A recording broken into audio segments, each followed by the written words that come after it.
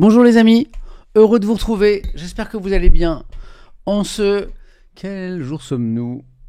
Jeudi je crois, 13 novembre 2025.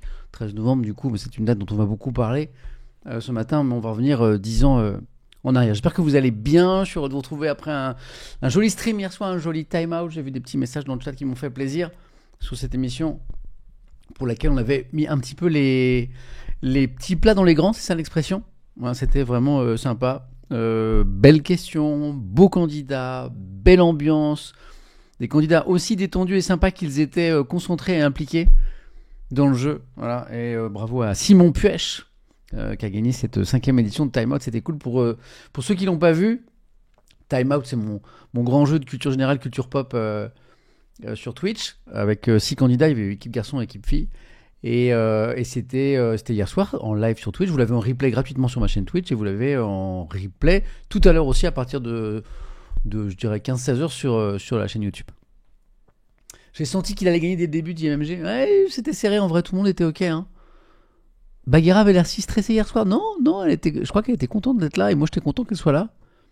Non, mais en fait, c'était pas du stress, c'était de la concentration. Les candidats étaient vraiment concentrés. Comment tu spoil ? J'ai pas encore vu.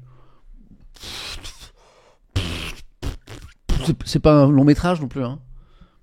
Et puis franchement, de savoir que c'est Simon qui gagne, en soi, ça ne changera pas ton plaisir de visionnage. C'est vraiment c'est une émission de détente, quoi. C'est aussi une émission de culture, tu vas apprendre plein de trucs. C'est beau ce que dit Clément Polito. C'est pas le résultat qui est important, c'est le chemin.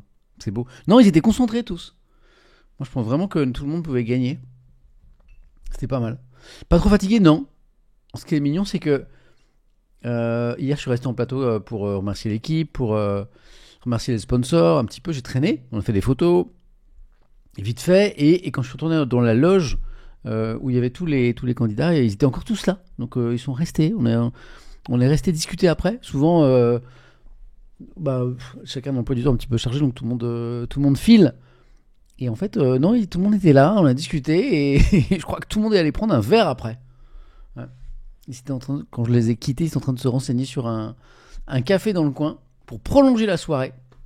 Il y a eu after, et ça m'a fait plaisir. Bon, ce qui m'a fait encore plus plaisir, c'est d'aller avec eux, mais il y avait les journaux à lire, il y avait la matinée Étienne à préparer. Voilà. Et maintenant, ma nouvelle méta, c'est de lire les journaux non plus tôt le matin, mais tard le soir. Voilà, parce que je me suis rendu compte qu'après un stream, en général on stream le soir, ici, après un stream, le sommeil ne vient pas tout de suite. Il y a la petite adrénaline du live qui fait que, en général, je mets au moins 2 heures à m'endormir. Donc, désormais, je consacre cette fin de soirée à lire les journaux. Voilà, c'est ce que j'ai fait hier soir. Donc, je suis pas allé... Ouais, Sugar, je vais aller un peu plus loin, moi. Laisse-le-moi. Je vais un peu plus loin parce que c'est tellement dommage. Hop, voilà. Merci Sugar en tout cas. Et donc c'était une belle soirée. Voilà.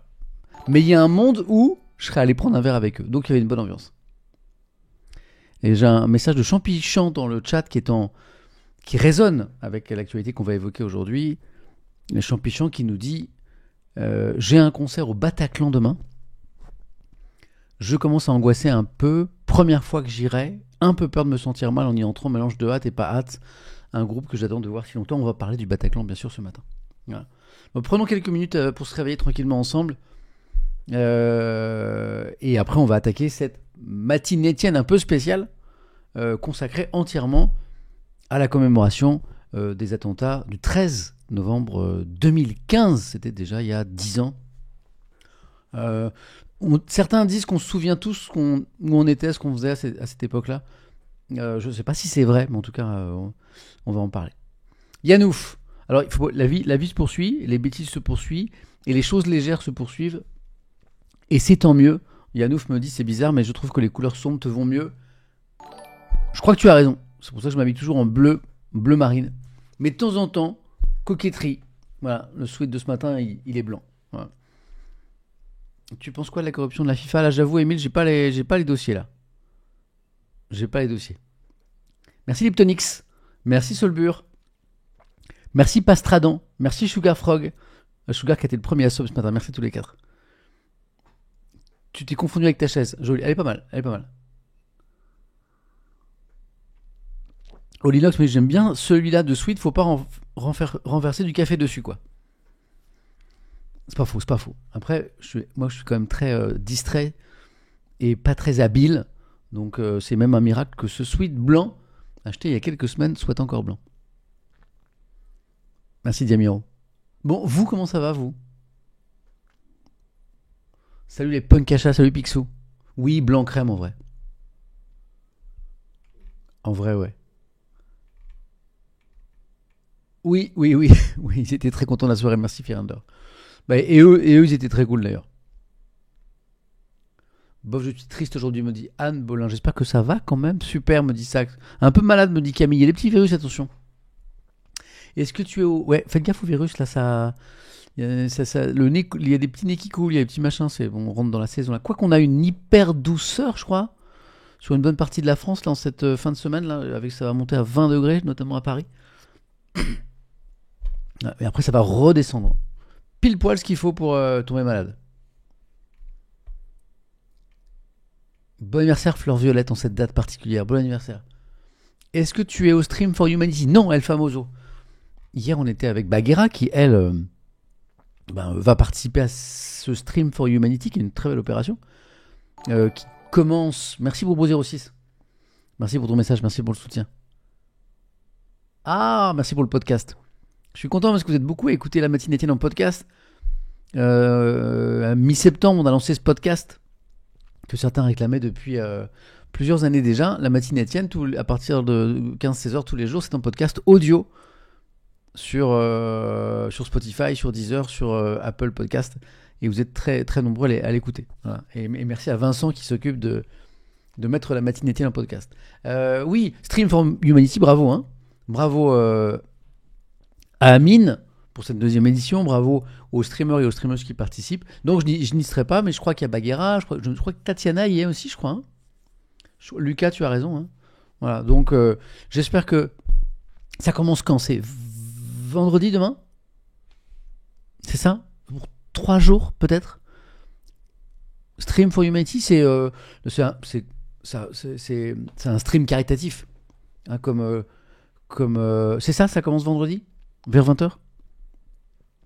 Alors, il y a d'autres streams caritatifs en France. Celui-ci est demain vers. Ok. Et il y a plusieurs associations qui pourront bénéficier de la mobilisation des streamers, des streameuses, de leur communauté. Et ça se termine par un match de foot à Jambouin, me dit Camille, comme l'an dernier. Voilà. Et donc non, j'y serai pas parce que tout simplement, je n'ai pas été invité. Et on ne s'invite pas dans ce genre d'événement, aussi cool soit-il. En général, les organisateurs invitent les proches, les streamers qu'ils connaissent, avec qui ils ont déjà fait des choses, avec qui ils sont en confiance. Je ne connais pas Amine, j'ai beaucoup de respect pour ce qu'il fait et ce qu'il est, mais je ne le connais pas, on ne s'est jamais rencontrés. Il n'y a aucune raison que je sois là-bas. Mais je donnerai toute ma force à ceux qui y sont, parce qu'en vrai, c'est super cool de faire ça. Et je pense que c'est 3 jours, hein, c'est ça, jusqu'à dimanche. Et c'est du boulot, hein. Baguera, par exemple. Ah, il est pas à jour. Fais voir. Je pensais l'avoir actualisé ce matin. Best of ma semaine sur Twitch, le Best of 60 est arrivé. Alexandra, tu as vérifié avant de dire ça? Parce que je l'ai actualisé ce matin. Effectivement, vous avez le Best of numéro 60 qui est disponible depuis hier, préparé par Mathieu. Voilà. Et Alexandra, sous mes yeux, je vois Best of numéro 60. Alors, sauf erreur de ma part, c'est actualisé. Ouais. Donc, je sais, peut-être que tu es sur une PS2. Peut-être que tu regardes sur une PS2 qui a un petit peu de délai. Mais je crois, Alexandra, que c'est actualisé. Voilà. Est-ce qu'on ne regarderait pas ce best-of pour se réveiller? Non. Peut-être en fin de stream. Et je vais te dire pourquoi. L'actualité qu'on va évoquer ce matin, elle est lourde. Elle est très lourde. Tu vois, on va remuer des choses très douloureuses pour notre pays. Hein, les attentats du 13 novembre 2015. Et mon best-of, c'est plutôt de la rigolade. C'est très léger. Beaucoup de bêtises, beaucoup de de blagues de papy. Et je sens pas l'enchaînement, quoi. Éventuellement, fin de stream pour changer un peu les idées, quoi. Mais pas là. Pas là. Est-ce que tu joues à Ark Raider? Non. Je vois beaucoup d'amis dessus, à commencer par Simon Puech qui m'en parlait hier. Il y a vraiment un bel arc sur ce jeu. Moi, je suis sur un arc Dispatch, un jeu incroyable que j'ai découvert en début de semaine grâce à la communauté qui m'en a parlé en fin de semaine dernière. On a fait 2 streams déjà, j'en fais un 3e ce soir, avec les 2 derniers épisodes, parce qu'il y a eu plusieurs épisodes qui sont sortis hier. Voilà. Et Life is Strange, tu sais, Birdseye, Marie et Joy Phoenix, que j'ai vu, que j'ai retrouvé hier, m'a dit, mais quand est-ce que tu reprends Life is Strange? J'ai prévu aussi ça. Ouais. En tout cas, je suis content. Oh, je reviens d'un instant sur Time Out d'ailleurs. Waouh, il y a un message de Furavener qui est incroyable. Je devais aller à ce concert au Bataclan. Mes potes se sont désistés, j'étais devant l'entrée, j'ai décidé de pas y aller. Ok. Waouh. Time Out, ça vous a plu ou pas? Des choses à améliorer? Moi, c'est vraiment un jeu.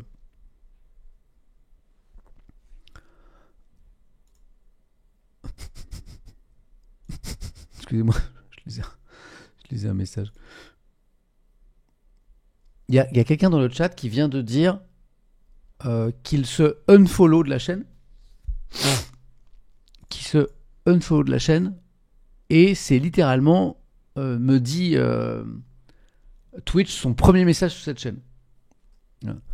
Alors après, peut-être que tu es là depuis très longtemps en silence. Voilà. Mais merci en tout cas de ta participation toutes ces années. C'était un plaisir.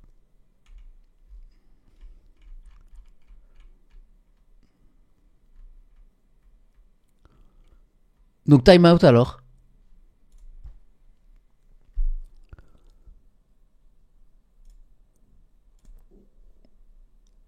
Voilà.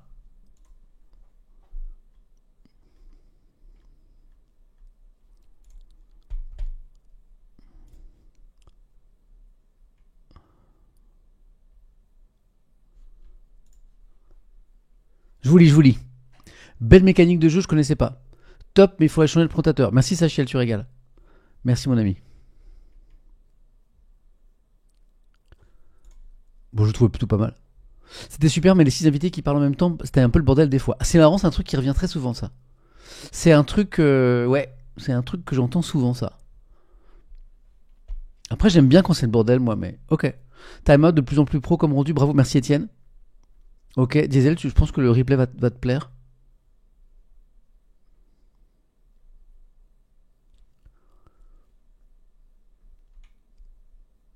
Il y a un article du Monde sur Dispatch sorti en ligne hier soir, trop bien. On le lira peut-être pas ce matin. Ok. Je trouve que les équipes parlent trop d'un coup sur la première manche. Le fait qu'elles aient beaucoup de questions d'affilée laisse peu de la parole à l'autre équipe en attendant. Ok.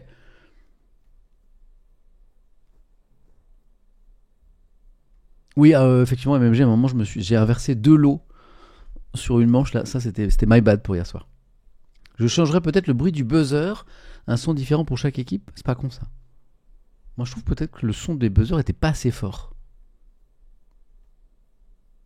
Ouais. Niveau micro, c'est un peu le bordel? Ok. D'accord. Tu l'as eu ton suite chez Celio. Moi, je m'ai mis chez Celio. Je trouve que c'est des fringues de bonne qualité, simples, basiques, pas chères. Rien à voir avec le fait que j'ai fait une OP avec eux il y a quelques semaines. C'est ma marque depuis toujours. J'ai un magasin près de chez moi, c'est pratique. Il me dit ah, monsieur Étienne. Voilà. J'aime bien. Puis je sais pas, ils ont une espèce de mot d'ordre. Un mot d'ordre qui est, je sais pas, pas genre pas de chichi quoi. Truc basique quoi. Bon, j'aime bien quoi. C'est moi ça. Ouais, bi-normal. J'adore ce slogan. Bi-normal. Ça me plaît. Ça me plaît dimanche soir avec Camille Combal d'ailleurs.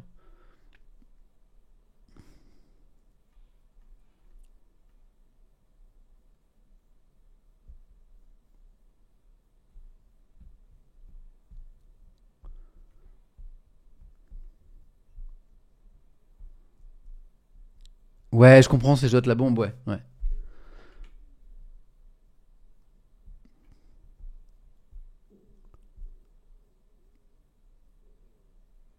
Salut, j'ai une question sincère. Pourquoi, quand vous avez de l'argent, ne pas prendre de la baisse qualité? Ah, en termes de fringues? Je sais pas, moi je trouve ça bien, moi. Moi, ça me va. Je suis pas très. Enfin, je pense qu'il y a beaucoup de garçons dans mon cas, mais je fais. Enfin, je suis assez basique, moi, sur les habits, quoi. J'aime bien quand c'est. À partir du moment où ça couvre le corps et que j'ai pas froid, j'aime bien, quoi. Jacob, je suis à deux doigts de te passer VIP, hein, si tu continues.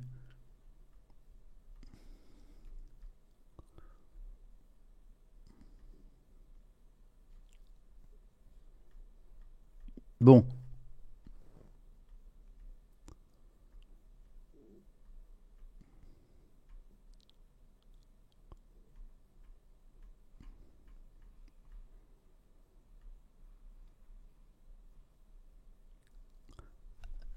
on va y aller. Et on va y aller en prenant, en guise de transition entre ce bonjour et notre thème unique aujourd'hui, le message de Moulbit à l'instant dans le chat. Pour ma femme et moi, c'est aussi une journée spéciale ce 13 novembre. On a tout quitté à Paris il y a 10 ans, jour pour une nouvelle vie où je n'ai jamais été aussi heureux. Triste événement qui est associé à jamais notre date. C'était il y a tout pile 10 ans. Les attentats du 13 novembre 2015, nous sommes le 13 novembre 2025. Et j'ai décidé ce matin de vous proposer une revue de presse, une matinée Étienne, entièrement consacrée à cette triste commémoration. Voilà. D'abord parce qu'elle est très présente dans les journaux. C'est la une de plusieurs journaux. Et j'ai pas fait ça souvent. Une revue de presse consacrée à un seul sujet. Vous savez qu'en général, on traite 5, 6, 7, 8 sujets. Et j'ai trouvé que pour la mémoire des victimes, pour la marque que ces événements ont laissé dans la mémoire collective française, je trouvais que c'était OK d'y consacrer toute cette matinée avec plusieurs articles sur ce qui s'est passé, sur la menace terroriste aujourd'hui en France, les conséquences psychologiques pour les rescapés qui ont beaucoup de mal à vivre avec ça. Et donc, je vous ai mis quelques articles de ce côté. Et puis peut-être que vous aussi, vous me direz quel souvenir vous avez de ces événements, quoi. Ouais. Et puis, plusieurs viewers, Camille, t'as raison, me l'avaient demandé. Depuis plusieurs jours, je voyais dans le chat des messages en mode, mais est-ce que tu vas faire une spéciale pour le 13 novembre et en fait, j'ai mis ça dans un coin de ma tête. Et puis, ce matin, enfin hier soir, en lisant les journaux, je me suis dit, ils ont raison. C'est ce qu'on va faire. Ouais. Merci Toutoun. Merci Urmind. Merci. Merci Chaos Politique. Chaolytique, pardon. Joli pseudo. Merci Mimi Silvada. Merci Camille Over.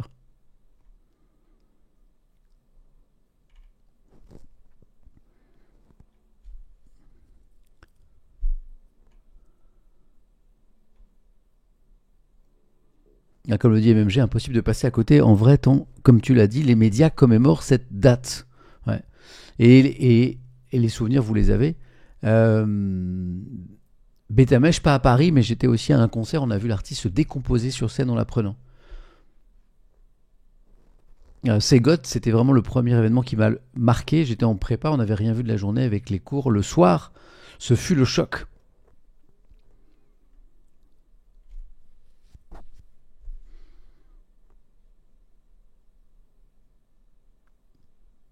Un souvenir de Liptonic. Le 13 novembre, j'étais dans mon canapé avec des amis à regarder Nos Jours Heureux. Un ami CRS a été appelé et mobilisé sur le champ.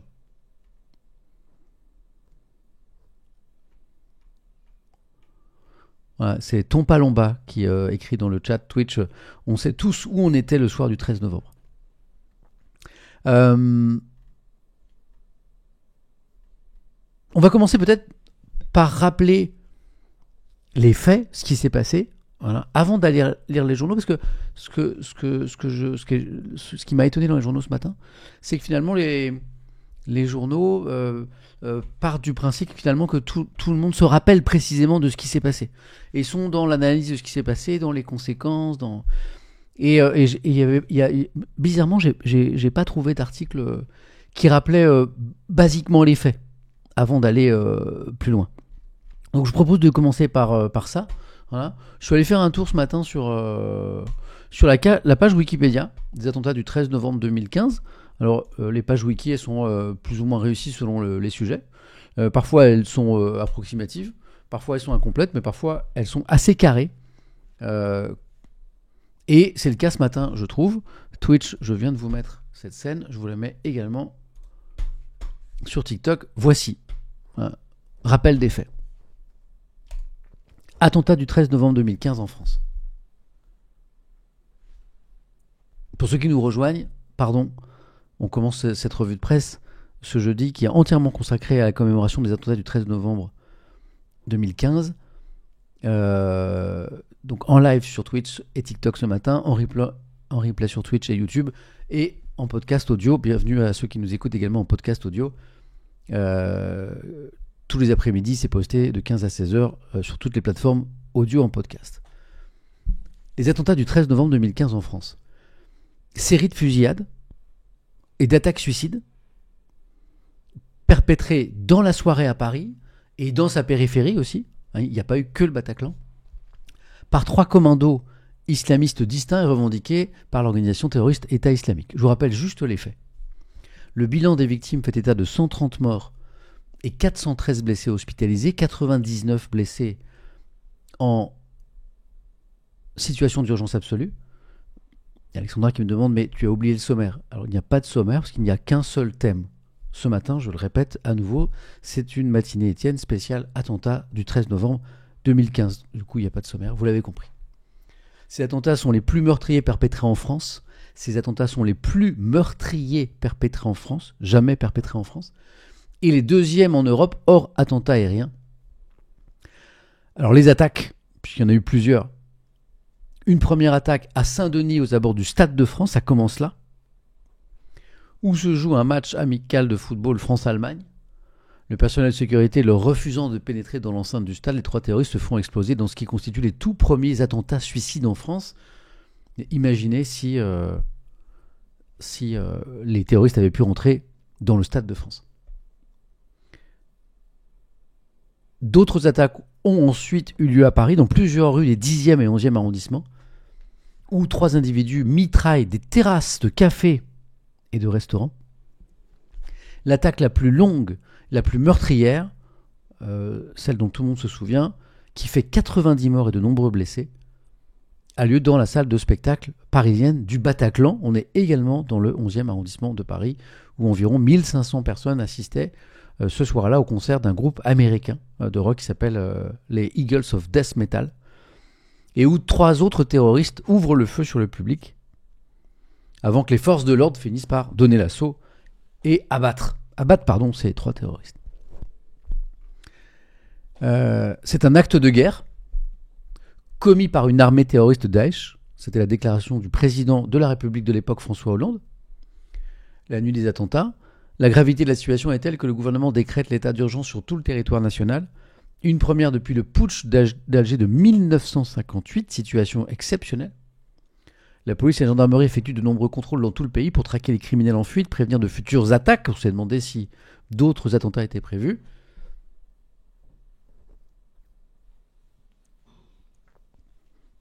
Tandis que le président de la République rencontre tour à tour les grands dirigeants mondiaux pour tenter de mettre sur pied une coalition élargie pour détruire Daesh dans ses fiefs de Syrie et d'Irak. Le belgo-marocain Abdelhamid Abaoud, qui selon les autorités françaises joue un rôle déterminant dans l'organisation des attentats, considéré comme le cerveau des attentats, est tué en même temps que ses 2 complices le 18 novembre 2015 lors d'un assaut donné par les forces de l'ordre à Saint-Denis. À la suite de ces attentats liés à la Belgique et en raison du risque de nouvelles attaques, les autorités belges placent Bruxelles, cette fois en état d'alerte maximale, du 21 au 26 novembre 2015. Et l'unique survivant des commandos responsables des attaques, Salah Abdeslam, est capturé par la police belge dans la commune bruxelloise de Molenbeek après 4 mois de fuite. Cette même cellule terroriste franco-belge constitué autour d'Abdelhamid Abaoud et dirigé depuis Raqqa, coordonne les attentats déjoués à Verviers en janvier 2015, la tentative d'attentat dont vous vous souvenez peut-être aussi du train Thalys le 21 août 2015 et les attentats du 22 mars 2016 à Bruxelles. Ces attentats, on est à la fin de ce petit rappel des faits, s'inscrivent dans une campagne de l'État islamique visant à multiplier les attaques en Europe, son porte-parole Al-Adnani ayant appelé dès septembre 2014 à viser plus particulièrement la France.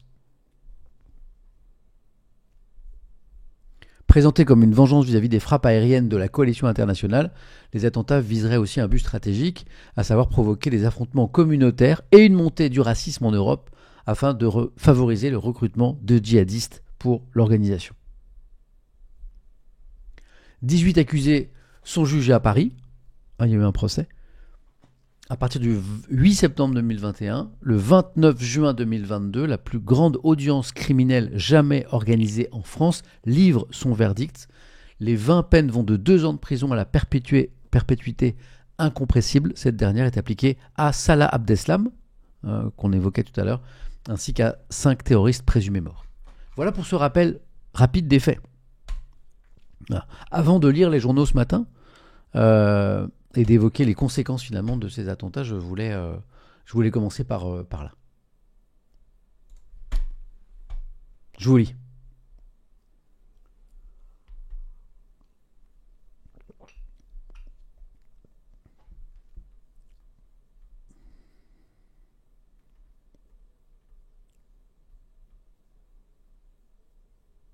Ah oui, alors je vois quelqu'un depuis tout à l'heure qui dit oui, c'est triste, mais il y a des choses qui tuent plus. La personne en l'occurrence là évoque les féminicides, mais j'ai vu ce genre de commentaires aussi sur internet ces derniers jours. Ah oui, mais alors les accidents de la route, ça tue plus. Alors j'ai vu quelqu'un qui disait aussi mais la pollution de l'air, ça tue plus. Il y a des gens qui disent ça. En fait, tu peux prendre ça pour quasiment n'importe quelle maladie grave en France. Évidemment, ça n'a rien à voir. D'évoquer ces événements tragiques pour notre pays, d'évoquer le fait qu'à un moment des gens décident de prendre la vie d'autres en raison d'idéaux / de folie meurtrière, évidemment, ça n'a rien à voir avec le schmilblick, quoi. Donc, on a eu un message là-dessus. J'adore parce qu'il y a Armiette qui dit comparer féminicide et accident de la route. Oula, la même personne. Citons-la puisque c'est cette personne qui est là-dessus. Et donc, alors que Armiette vient elle-même de comparer les attentats de Daesh et les féminicides, c'est-à-dire littéralement des choses qui ne peuvent pas être comparées, quoi. Donc Armiette, je pense qu'on a compris ton propos. Il y a énormément de gens dans le chat TikTok là, qui te parlent, qui sont choqués par tes propos. On a compris ton point de vue. Il est erroné. Maintenant, je pense que tu peux arrêter.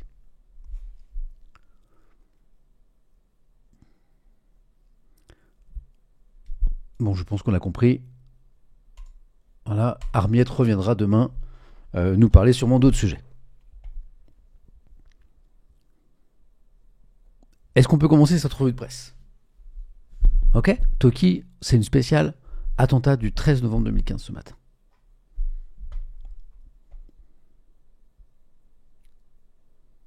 Allons-y. On va commencer par la une du Parisien.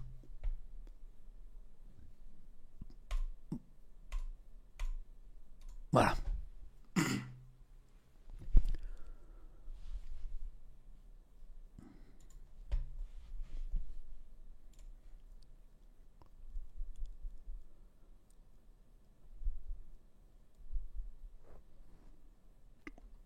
Merci Bactarius pour ton message.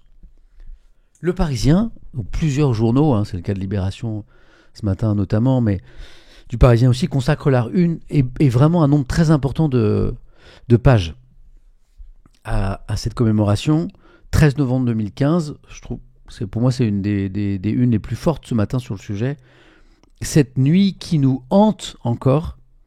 Il y a 10 ans, une attaque terroriste islamiste sans précédent en France touchait Paris, faisant finalement 132 morts. Aucun rescapé n'est aujourd'hui indemne et ces attentats résonnent toujours dans notre quotidien. Je vis dans une prison à ciel ouvert, témoigne celle qui a permis la localisation d'Abdelhamid Abaoud. Voilà. On va lire l'édito d'abord peut-être de Nicolas Charbonneau sur le sujet, puis je vous laisse me dire ce que vous pensez de tout ça. Nicolas Charbonneau, directeur des rédactions du Parisien, chacun son 13 novembre. D'Original Pimous écrit dans le chat 10 ans que j'ai recueilli mon meilleur pote chez moi ce soir-là, après qu'il ait été rescapé de la salle de concert. Que dit-il, monsieur Charbonneau ? Le 13 novembre 2015, le soir où Daesh déclare la guerre à la France, 130 personnes vont mourir au cœur de Paris.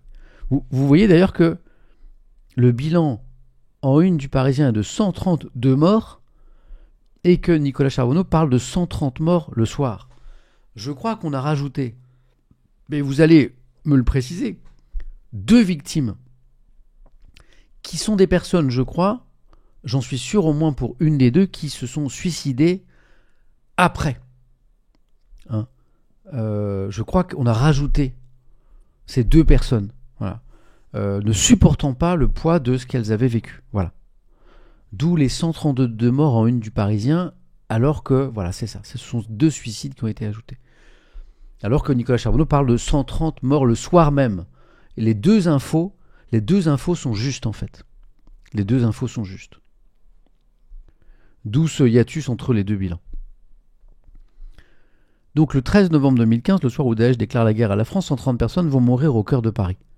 Des femmes et des hommes, souvent jeunes, qui avaient en commun d'aimer la vie et la culture, la musique et les amis, le plaisir de boire un verre et de sourire. Tout ce que détestent les terroristes qui les abattent, parfois en leur tirant dans le dos.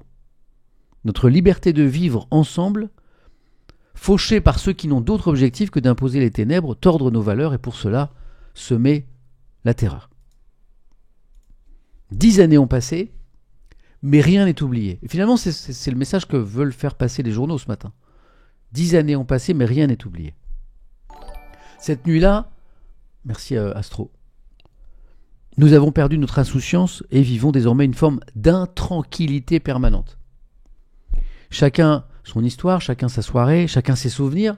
Vous êtes très nombreux à les évoquer. Nadia nous dit dans le chat, à l'instant, du côté TikTok, mon ami blessé ce jour-là au Bataclan vit l'enfer depuis 10 ans, tellement de vies fauchées.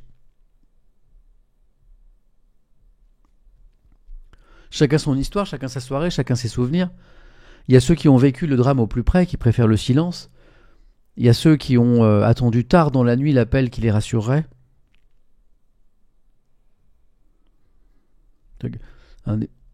Ce dont ont témoigné notamment les forces de l'ordre qui sont intervenues et puis les équipes médicales, c'est que quand ils sont arrivés notamment au Bataclan, il y avait plein de téléphones qui sonnaient dans le vide. Les téléphones des victimes sur lesquels appelaient les proches, les amis, la famille, qui avaient appris dans les médias ce qui s'était passé et qui se disaient mais je crois que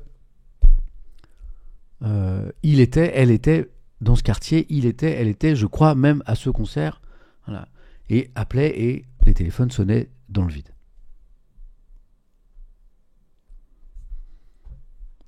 Ceux qui ont attendu tard dans la nuit l'appel qui les rassurait, ceux qui n'ont pas été touchés directement, mais qui se souviennent de ce qu'ils faisaient ou ils étaient avec qui lorsque cela s'est produit. Il y a des amitiés qui se sont nouées, des mains qui se sont serrées, et ce quelque chose d'indicible dans chaque parcours, chacun son 13 novembre, c'est la somme de ces minuscules histoires personnelles qui font notre mémoire collective. Tchekhov écrivait qu'il fallait enterrer les morts et réparer les vivants.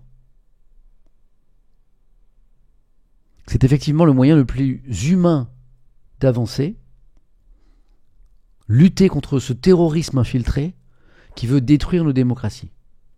Car ne nous y trompons pas, et ça on va beaucoup l'évoquer ce matin aussi, cela peut revenir. La bête est terrée, surveillée par le travail remarquable de nos forces de sécurité, mais elle n'est aujourd'hui absolument pas terrassée.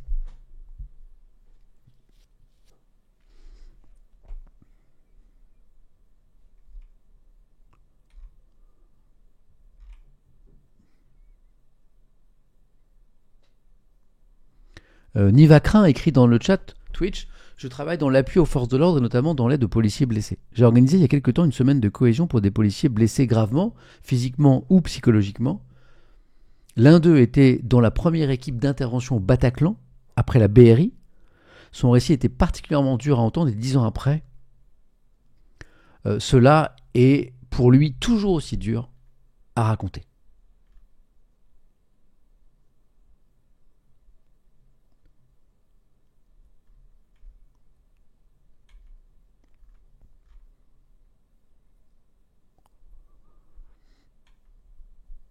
Il y a Fabs qui écrit dans le chat: franchement, je pense que je vais quitter le stream, c'est trop lourd. Force à vous en cette journée de recueil. Major Phoenix vient d'écrire dans le chat côté TikTok: ma sœur s'est réfugiée dans un immeuble au hasard avec un pote qui avait une clé de postier.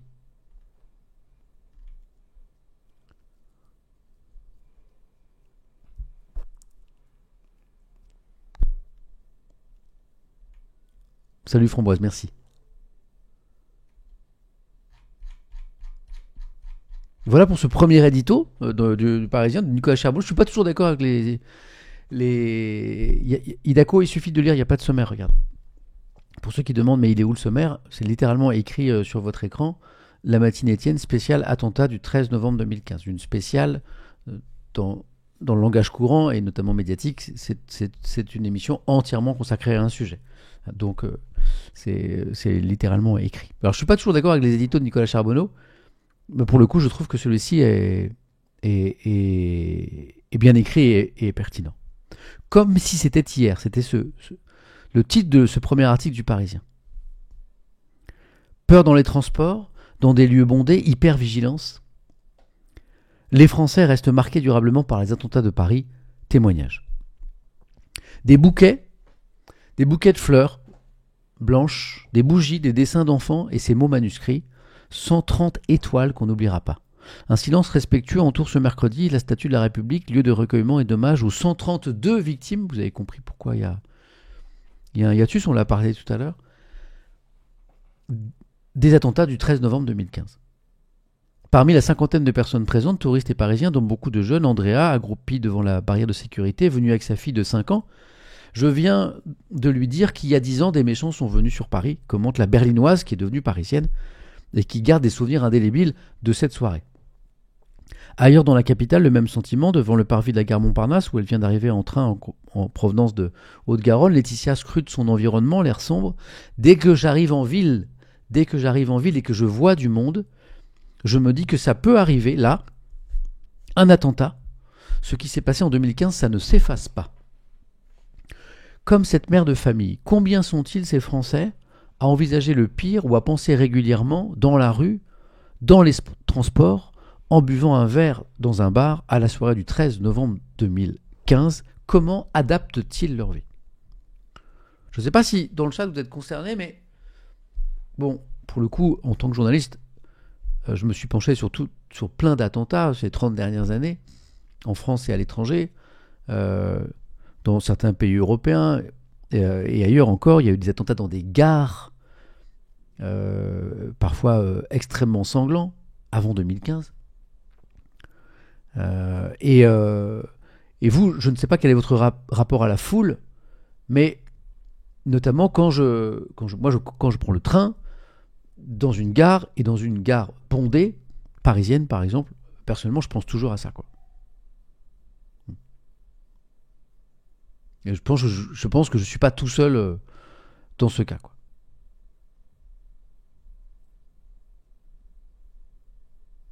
Clément me dit: quand je rentre dans une pièce publique, je repère les sorties immédiatement. Iboulet, où que j'aille, je regarde toujours où je peux partir le plus vite possible. La foule, je ne peux plus du tout, me dit le cocon de Nini. Ratax, c'était déjà très parano dans les lieux publics bien avant 2015, à checker les issues, ça n'a pas changé depuis. toujours une pensée en mode, me dit Black Pearl, et si Lils, je regarde toujours où sont les sorties. Zbulsama, je regarde toujours la sortie de secours la plus proche maintenant. Major Phoenix, je ne vais plus dans les lieux bondés, je prends le bus, fini le métro à Paris. Doud Lisa, je fais totalement partie de ces personnes. Avant le Bataclan, j'allais dans des concerts de rock totalement insouciantes. Par la suite, j'ai fait beaucoup de crises d'angoisse à cause de ces idées. Moi c'est à chaque fois que je suis dans les gares parisiennes, l'enfer, toujours des gens bizarres.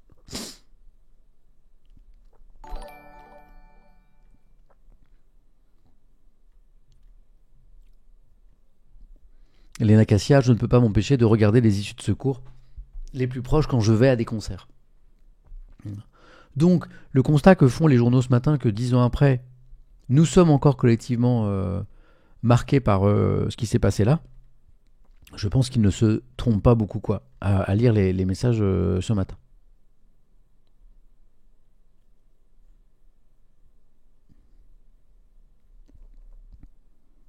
Bartivan dans le chat, mon ami d'enfance est décédé au Bataclan. J'ai été à une centaine de concerts avec lui. Emmanuel était un homme en or. Il laisse une femme et 2 enfants à qui il manquera pour toujours, paix à son âme.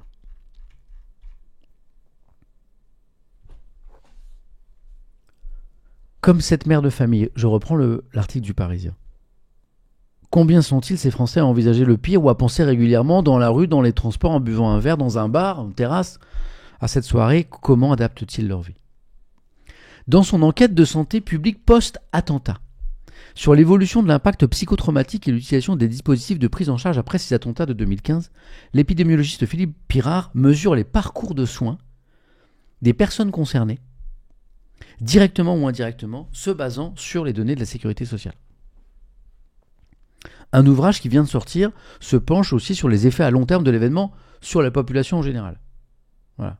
Et on voit à vous lire ce matin que ces effets à long terme sur la population, en général, sont bien là.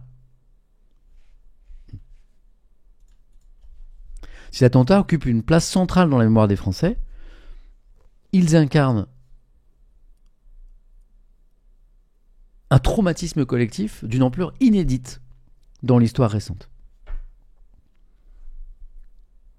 C'est ce qu'explique le collectif d'auteurs d'un livre qui s'appelle Faire face les Français les attentats du 13 novembre, qui est sorti fin octobre.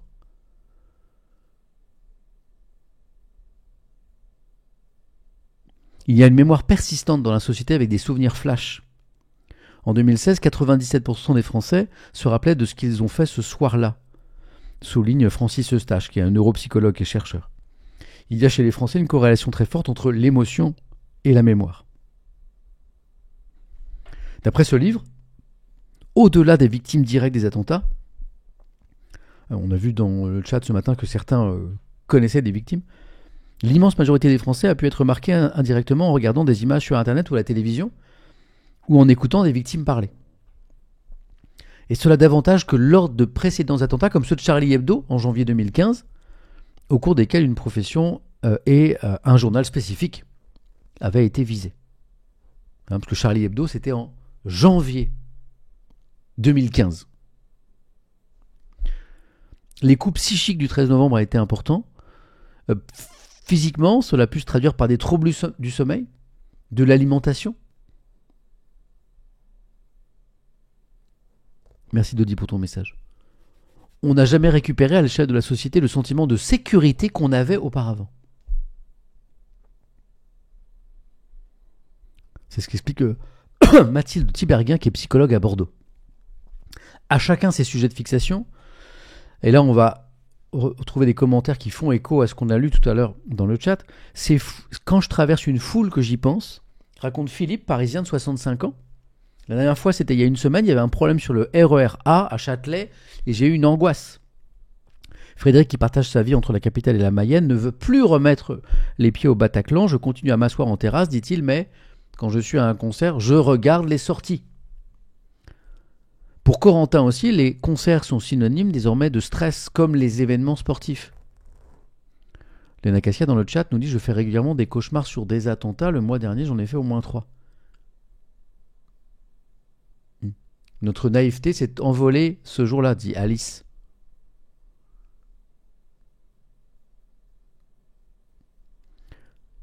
Pour Corentin, donc, les concerts sont synonymes de stress, comme les événements sportifs, une angoisse que cet habitant de Dax, de 27 ans, ressent aussi quand il se trouve à Paris. Je suis méfiant, dit-il, j'ai tendance à regarder ce qui se passe autour de moi. Clarisse, elle, ne se sentait pas traumatisée jusqu'à cet été 2024, donc récemment, où pendant ses vacances à Barcelone, des pétards ont explosé à quelques mètres de la terrasse où elle était. Je suis parti en courant, j'ai fondu en larmes, j'étais inconsolable, raconte la Parisienne. Autour de moi, personne n'avait réagi. Une séance chez le psy m'a fait réaliser que ce 13 novembre m'avait marqué beaucoup plus que je ne voulais bien le croire.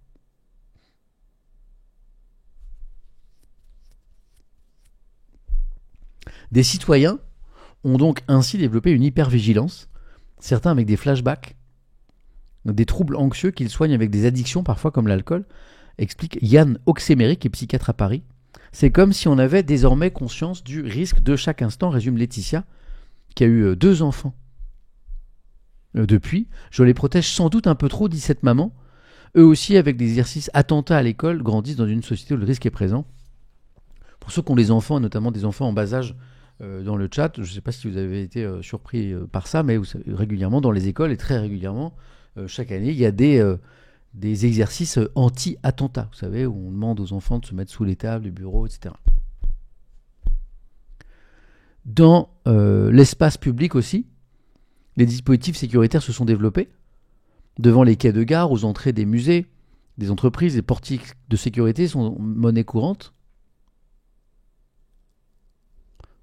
C'est ça, Baoni me dit: oui, mes filles m'en ont parlé ce matin, elles l'ont fait lundi, ma fille en a fait un la semaine passée. Pour les plus âgés, souvenez-vous, quand nous avons connu notre parcours scolaire, nous n'avions pas d'exercice antiterroriste à l'école, quoi. Voilà. Samus me dit: oui, les miens, mes enfants, savent quoi faire effectivement un cache-cache géant dans le silence. Donc ces enfants en bas âge que je suis en train d'évoquer, qui n'ont pas forcément de souvenirs ou de connaissances de ces attentats, malgré tout, aujourd'hui, dans leur cadre éducatif, il y a des choses qui y relient, quoi. Je travaille en crèche, me dit Fanny, on fait également des exercices en cas d'intrusion, c'est très angoissant.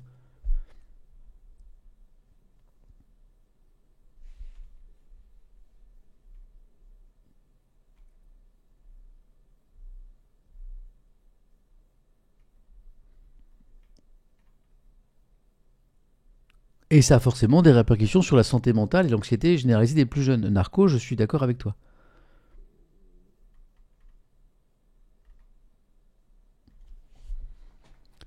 Désormais, on apprend des gestes élémentaires aux enfants, comme se cacher sous les tables, c'est l'article. Ça les place en situation d'anxiété. Ça n'est pas anodin pour l'état global de notre société. Décrypte Sébastien Ledoux, qui est historien de la mémoire et des pratiques éducatives. Pour lui, ces événements ont accru un sentiment généralisé, finalement, dans notre société, de vulnérabilité et une culture du risque de l'attentat dans la société. Et contribuer, quelqu'un le disait dans le chat, et il y a des spécialistes de la santé mentale qui sont d'accord avec toi, à dégrader la santé mentale des jeunes ces dernières années. Mais les enseignements peuvent émerger également du pire. Pour Yann Oxemery, la société est ressortie plus forte de cette épreuve, en disant: la prise en charge du traumatisme en général, des troubles de stress post-traumatique s'est améliorée dans notre pays. Les connaissances et la recherche sur le sujet ont progressé. Quelque chose s'est passé. Le nombre de psychologues formés à l'EMDR, la psychothérapie par mouvement oculaire qui cible les mémoires traumatiques des individus, a doublé, précise Delphine Pecoul. Cette période nous a aussi démontré notre capacité à faire société, à nous remettre ensemble à toute vitesse. D'un seul coup, on peut se réunir, remarque Philippe, 65 ans. Les périodes de commémoration, comme celle des 10 ans, servent aussi à faire corps et à rester soudés, même si ces anniversaires ont tendance à réactiver des symptômes aussi chez certains. Mais en garde Yann Oxemery. Le cabinet de ce psy est situé non loin des terrasses du 11e arrondissement frappé par les attentats. Et il témoigne, le quartier est régulièrement bouclé. On retrouve dans nos cabinets des gens qui ont essayé de tenir le coup toutes ces années. Sans consulter, des années plus tard, ils prennent enfin conscience de leurs symptômes. Je vous lis.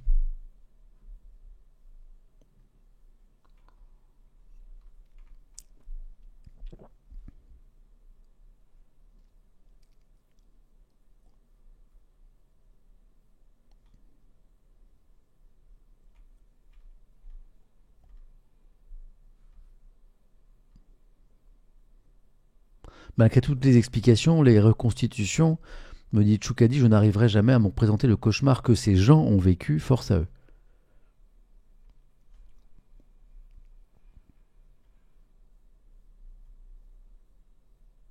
Salut, cette live, je comprends très bien, je te souhaite une très bonne journée.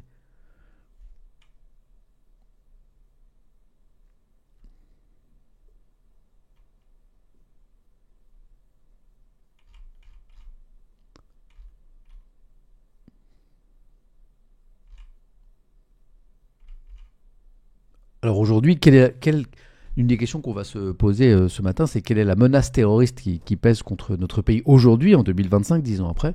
Et je vous ai mis un article de côté là-dessus. Mais d'abord, je vais continuer avec le Parisien. Moi, j'ai envie de prendre le temps ce matin sur ce sujet, qui sera donc le sujet unique de la matinée, Étienne. Parce qu'il me semble important que collectivement, en fait, on revienne sur ce qui s'est passé. Et sur ce que ça... et sur les conséquences que ça a pu avoir sur notre pays. Là, par exemple, on a un historien qui est aussi directeur scientifique du programme 13 novembre, qui a donné une interview aux Parisiens. Léa, je pense que tu as écrit à peu près une dizaine de fois ton message. Je pense que tu peux arrêter de spammer. Merci beaucoup. C'est pour le chat TikTok. Il s'appelle Denis Péchanski. Nous l'avons rencontré, explique le Parisien, il y a quelques semaines, en marge d'une soirée autour du 13 novembre, à l'université de Caen. C'est à cette occasion que Denis Péchanski a accepté de nous livrer les enseignements de ce travail de recherche. De quoi s'agit-il? On va le voir. Historiens, neurologues, psychiatres se sont attelés à la tâche. L'étude hors norme explore la construction de la mémoire des attaques de Saint-Denis et de Paris, non seulement sur la mémoire individuelle des personnes qui les ont vécues de près ou de loin, mais aussi sur la mémoire collective de la société. Un travail évoqué dans le film 13 novembre, Nos vies en éclats. Alors ce programme de recherche a commencé juste après les attentats. Vous vouliez sonder les ondes de ce choc ancré dans notre histoire. Est-ce que c'est un pari réussi, demande le Parisien. Denis Péchanski, l'étude 1000 au cœur de la démarche a permis d'interroger 1000 personnes touchées indirectement ou directement. Voilà. 2700 témoignages, 4500 heures d'entretien. Imaginez la richesse patrimoniale. Nous avons également demandé une série de sondages au Crédoc, dont l'objet est la mémoire d'un événement sur le long cours, pour avoir une vision de ce qui se passe, non plus chez les premiers touchés, mais dans la population encore aujourd'hui. Merci Drakeos pour ce raid, Drakeos qui se penche sur l'actualité chaque matin, et je suis sûr que ce matin il vous a parlé de la commémoration des attentats du 13 novembre 2015. Est-ce que le souvenir de ces attaques s'érode aujourd'hui en France? S'érode-t-il? La mémoire individuelle des victimes et des familles endeuillées est encore terriblement en souffrance. Le suicide de Fred, l'un des piliers de l'association Life for Paris, l'année dernière, montre que les attentats sont encore très, très présents.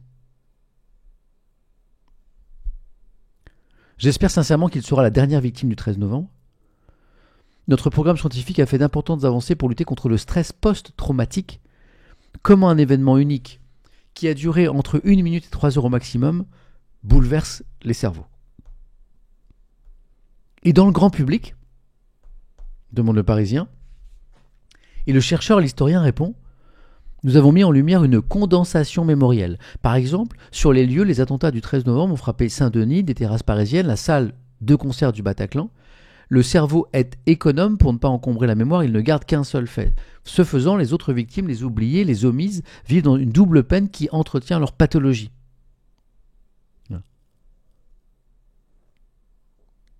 Par exemple, j'ai lu ce matin dans les journaux des victimes des attentats au Stade de France, donc qui ne sont pas mortes, mais qui ont été marquées dans leur chair ou dans leur esprit, et qui se sentent un peu délaissées en estimant que finalement les gens ne se souviennent que du Bataclan.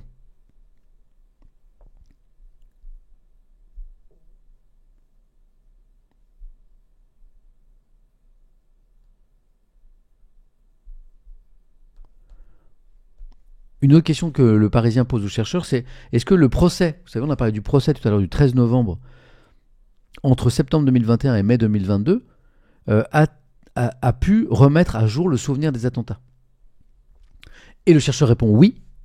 Le procès a été un grand moment. On voit bien comment, pendant ces 10 mois de procès, la dialectique entre mémoire individuelle et mémoire collective s'est mise à l'œuvre. À partir des drames individuels des victimes, des témoins, des proches endeuillés, les médias ont partagé un grand récit. La somme des écrits, des émissions de télé ont participé à cette mémoire collective. Et ce faisant, ont enrichi les souvenirs individuels. D'où l'importance du jardin de la mémoire qui va être inauguré à l'Hôtel de Ville. Le musée mémorial du terrorisme sera primordial aussi. Le Parisien a consacré bien plus que ces 3 pages que je vous ai lues au sujet. C'est un gros dossier. Si vous voulez en savoir plus, n'hésitez pas à aller lire Le Parisien ce matin. Et on va faire ce travail également avec Libération aussi. Édito. Les éditos de Libération sont souvent assez réussis. Celui du Parisien l'était pas mal aussi. Merci Lelution. Merci encore Astro. Merci Red Bull Casa. Merci Glitch Factory. Merci Aquatonio. Édito de Hamdam Mostafavi dans Libération. Édito, un article où le journaliste donne son avis, son analyse sur un sujet. Fracture. Face à l'horreur du 13 novembre 2015, la France a connu quelques semaines d'unité nationale. La meilleure des réponses à ces terroristes qui avaient voulu tuer le bonheur, comme l'écrivait alors Libération à l'époque, cette unité s'est ensuite fracturée sur la question de la déchéance de nationalité pour les terroristes, une erreur de calcul politique de François Hollande qui pensait ainsi prolonger l'union du moment, mais qui aura agi comme révélateur des divisions. Combien de fractures d'alors ne se sont pas refermées? Le 13 novembre 2015, la France découvrait avec effroi que des jeunes gens, élevés sur son sol, pouvaient être hermétiques aux valeurs de la République et prôner le djihad. Avons-nous vraiment réussi à transmettre l'idéal laïque et républicain? Depuis, il y a eu les assassinats de Samuel Paty, Dominique Bernard, les 2 enseignants, tués parce que profs. Dans le sillage de cette funeste année 2015, on sont suivis une montée de l'islamophobie. Merci Jeannot pour les 5 abonnements offerts à la commu. De l'islamophobie, certains à droite et à l'extrême droite s'empressant. Merci Ketzak, merci pour l'abonnement offert à la commu. Certains à droite et à l'extrême droite s'empressant de faire des amalgames, ainsi qu'une montée de l'antisémitisme. Les attentats de 2015 ont montré de la façon la plus tragique comment ce qui se passait au Moyen-Orient pouvait toucher nos sociétés. Merci Camillette. Mais le 13 novembre, ce sont surtout des visages fauchés trop tôt et des survivants marqués à vie.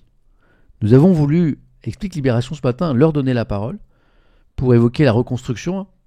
C'est après forcément douloureux, mais où de la souffrance naît aussi une ode à la vie. Aujourd'hui, la République est chahutée, morcelée, attaquée, mais elle est là. Le monde a changé, nous aussi.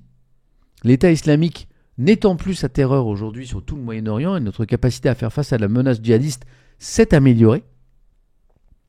Ce 13 novembre aura certes fait basculer toute une génération dans l'horreur, merci Fouerdom, mais 10 ans après, ce que nous n'avons pas perdu, c'est notre capacité à être vivant, à être insouciant, à être parisien, à être en terrasse.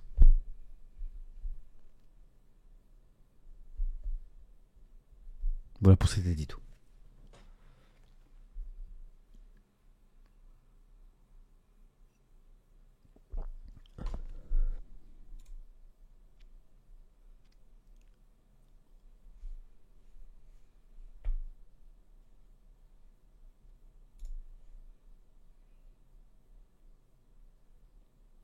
Merci Old Linux pour ton message que je mets de côté avec plaisir. Merci à toi.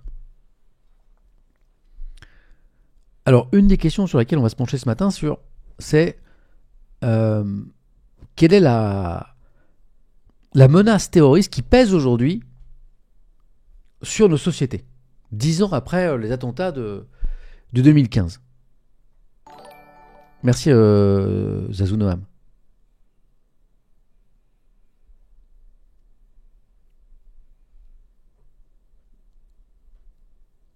Salut Fouerdom, bienvenue. Et on a un article dans Libération, qui est une interview d'un chercheur qui s'appelle Marc Ecker, qui est directeur de l'IFRI, qui est l'Institut français des relations internationales, qui nous dit, notamment ce matin, les pays occidentaux restent effectivement des cibles de la menace terroriste. Un chercheur qui rappelle le risque d'attaque djihadiste et qui souligne les objectifs de déstabilisation des sociétés, de nos sociétés, communs aux tentatives d'attentats, également d'extrême droite. Lisons cette interview. Libération écrit « 10 ans après les attentats du 13 novembre, les menaces terroristes en France ont évolué, même si les attaques djihadistes demeurent la principale préoccupation. En miroir, l'extrême droite s'agite de plus en plus et l'assassinat de Hichem Miraoui le 31 mai à Puget-sur-Argens dans le Var a vu le parquet national antiterroriste se saisir pour la première fois en France d'une attaque à l'origine identitaire. » Nous en avions parlé ici. Selon Marc Ecker, donc le chercheur, les deux mouvances terroristes, islamistes et d'extrême droite, poursuivent le même objectif, à savoir polariser notre pays. Question de Libération. Entre la perte d'influence des organisations djihadistes étrangères, les attaques isolées sur le territoire et la montée des violences venues d'extrême droite, où en est la menace terroriste en France 10 ans après le 13 novembre 2015 ? Merci beaucoup Le Griot. Réponse du chercheur. D'un point de vue administratif, nous sommes remontés au niveau d'alerte le plus élevé, à savoir urgence attentat, après l'attentat du Crocus City Hall à Moscou en mars 2024.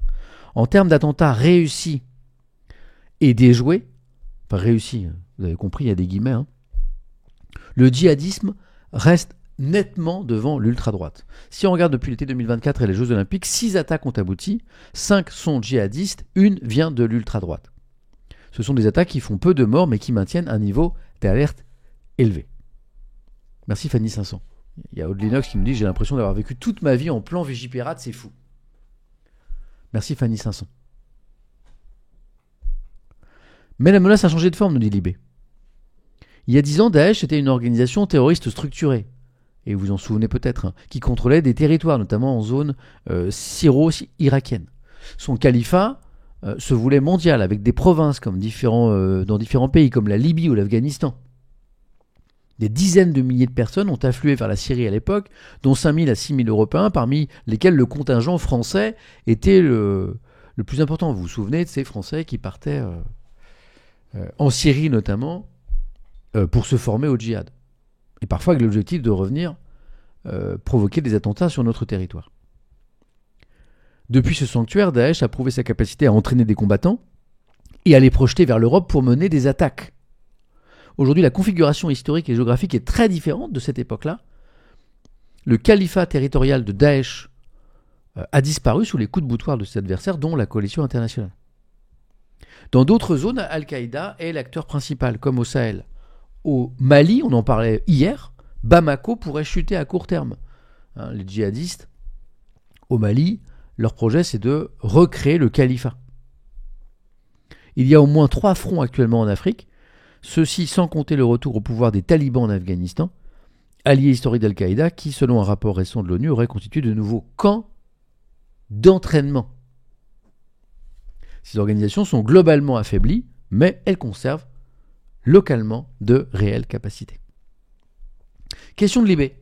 Est-ce que Daesh ou Al-Qaïda ont encore la volonté ou les moyens de s'attaquer directement à l'Occident ? Est-ce que de nouveaux attentats type 13 novembre sont possibles ? Merci Raven Club. Dans la propagande djihadiste, répond l'historien, les pays occidentaux restent des cibles. Il y a eu des menaces explicites contre la France avant les derniers Jeux Olympiques. Mais il semble que ni Daesh, ni Al-Qaïda ne soient aujourd'hui capables de projeter des commandos au cœur de la France. Ils peuvent néanmoins toujours tenter de téléguider depuis l'étranger des individus qui se trouvent en Europe. C'était le cas avant les Jeux Olympiques avec l'attaque des jouets à Saint-Étienne par exemple. Ce terrorisme téléguidé n'est pas nouveau, dit Libé. Non, en fait, il existe 3 types d'actions qui s'entremêlent depuis 20 ans. Le terrorisme projeté, l'envoi d'un commando entraîné à l'étranger, demande une organisation très sophistiquée. Le téléguidage demande de repérer depuis l'étranger sur les réseaux sociaux des personnes en France qui souhaitent faire partie de la mouvance djihadiste. Enfin, on parle beaucoup aujourd'hui du terrorisme d'inspiration, mais celui-ci date d'avant Daesh. À la fin des années 2000, Al-Qaïda, dans la péninsule arabique, publiait un web magazine appelé en anglais Inspire. L'idée était de susciter des vocations djihadistes dans les pays occidentaux.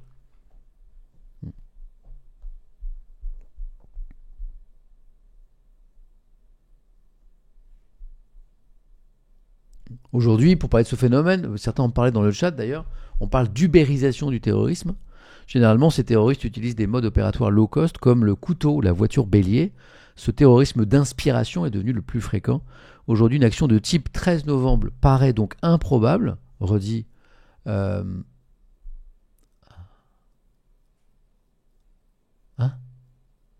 Ok Joël, merci, bonne journée.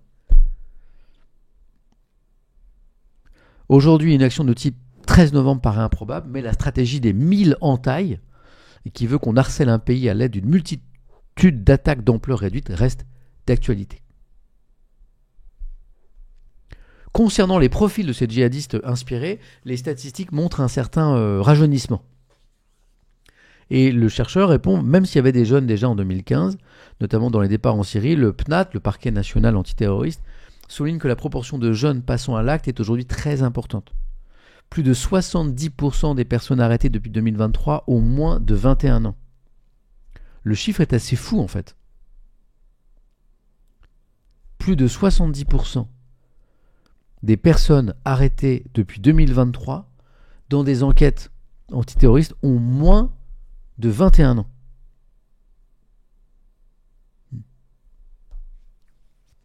Sur la question du pourquoi, il faudrait se pencher sur les méthodes de recrutement depuis TikTok ou les forums de jeux vidéo.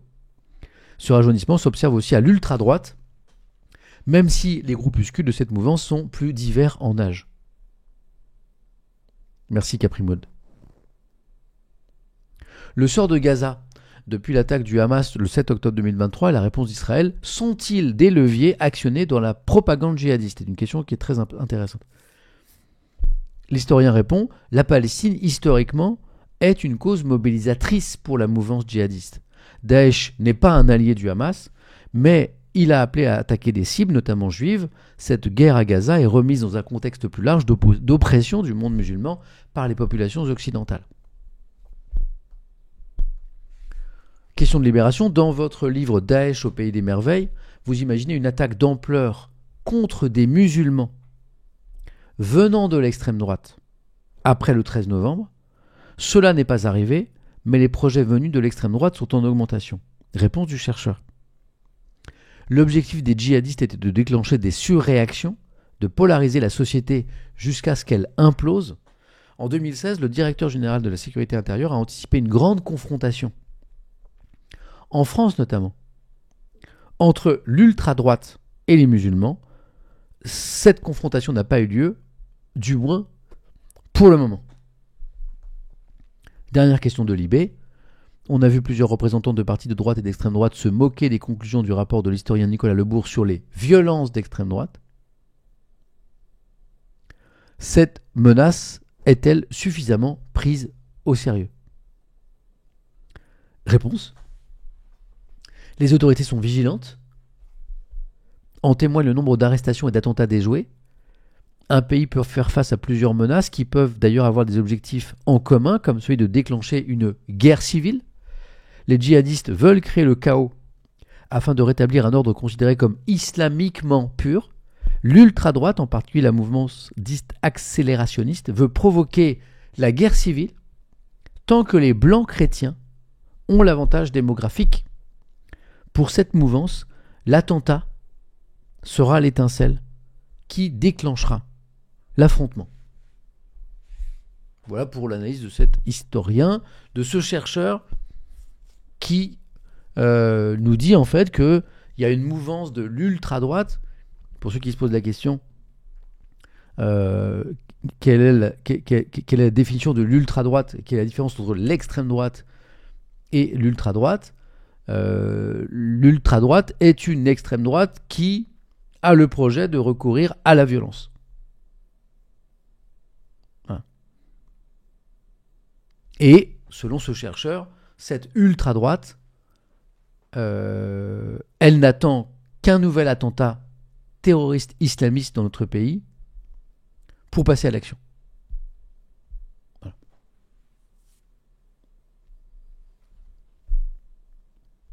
Voilà pour cette interview. Je vous lis un petit peu, puis j'enchaîne.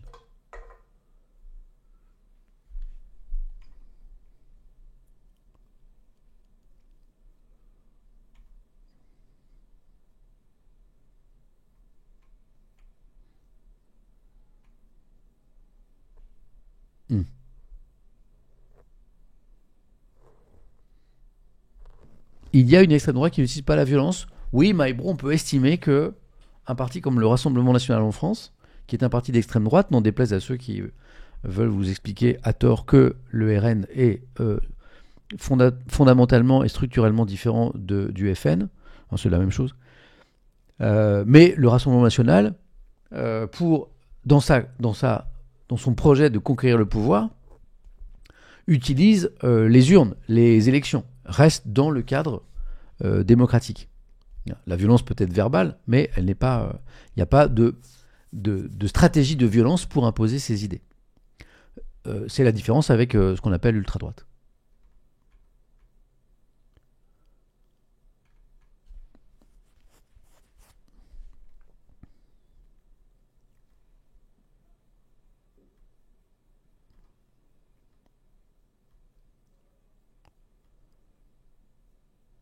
L'Humanité consacre également sa une à cette commémoration. Nicolas John, attention, le RN n'est pas un parti extrémiste, attention, il faut le prouver. Je n'ai rien à prouver, c'est déjà prouvé, il suffit de se pencher un minimum sur le sujet. Ce n'est pas parce que Marine Le Pen et d'autres affirment que le RN n'est pas un parti d'extrême droite, c'est ce que Marine Le Pen répète depuis toujours. Moi, j'affirme ici, haut et clair, voilà. C'est un sujet que j'étudie depuis plus de 30 ans, que le Rassemblement National est un parti d'extrême droite. Voilà. On a parlé de longues heures déjà ici, et on aura l'occasion d'en reparler si tu veux, puisque à l'occasion de 2027, de l'élection présidentielle, quelque chose me dit qu'on reparlera de ce sujet. C'est la une de l'Humanité. 13 novembre, mémoire à vif. À l'automne 2015, Paris et Saint-Denis étaient frappés par une série d'attentats qui ont fait 132 morts, on voit bien le bilan de 132 morts, et 413 blessés, des survivants, des policiers, des agents territoriaux, racontent cette nuit de carnage. Voilà. 10 ans après, la menace djihadiste n'a pas disparu.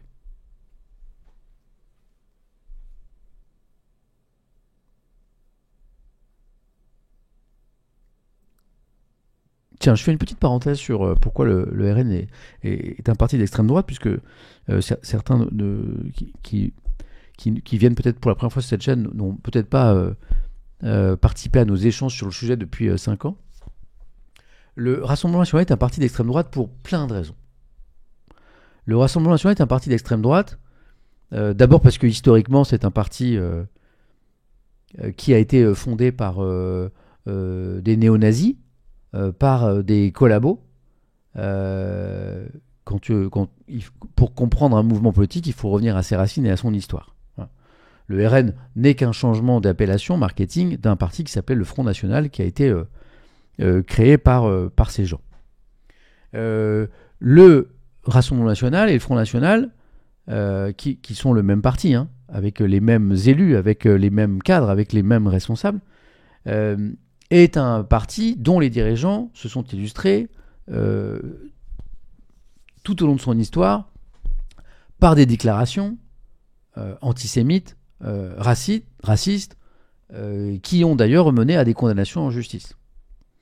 Le Rassemblement national, pour parler de la forme la plus moderne, la plus récente de ce parti, le Rassemblement national est un parti dont les membres, dont les élus, dont les sympathisants, dont les militants sont régulièrement, aujourd'hui encore, condamnés, notamment pour des propos racistes. Il suffit de faire un petit Google rapide là-dessus, tu verras, on ne parle pas d'histoire, on parle juste d'actualité. Le Rassemblement national est, comme le Front national, un parti qui met la préférence nationale et le rejet de la différence, de l'autre, qui met cette notion-là au cœur de son programme. C'est le seul parti en France, enfin, vous pouvez rajouter Zemmour aussi, et puis Ciotti, tout ça, mais c'est le parti en France, le seul gros parti en France, qui met au cœur de son programme la question de l'immigration. Voilà. Pour toutes ces raisons, on pourrait y passer un live entier, le Rassemblement national est, à mes yeux, un parti d'extrême droite. C'est amusant parce que quand je donne tous ces arguments, les mêmes comme Tetel55 qui nous explique depuis tout à l'heure que le RN n'est pas un parti d'extrême droite, passent à autre chose et nous disent oui mais alors et les filles alors. Alors c'est très intéressant, mais à un moment quand on vous met les arguments, vous passez à autre chose, quoi. Ça montre bien que ces arguments vous gênent un petit peu quand même. Après ce ne sont que des mots, hein. C'est qu'une étiquette. Voilà. Mais voilà. Mon analyse à moi, c'est que le Rassemblement national, quand on s'intéresse un minimum à l'histoire politique de notre pays, eh bien, si on veut cataloguer les partis, eh bien, on met ce parti à l'extrême droite. Et c'est pas parce qu'un nombre croissant de Français votent pour ce parti, ce n'est pas parce qu'un nombre croissant de Français souhaitent que ce parti arrive au pouvoir que mon analyse va changer. Voilà. C'est mon analyse depuis toujours. Elle est renforcée par l'histoire et l'actualité de ce parti. Mais c'est pas parce que ce vote grimpe, monte, progresse en France que je vais me mettre à hurler avec les loups.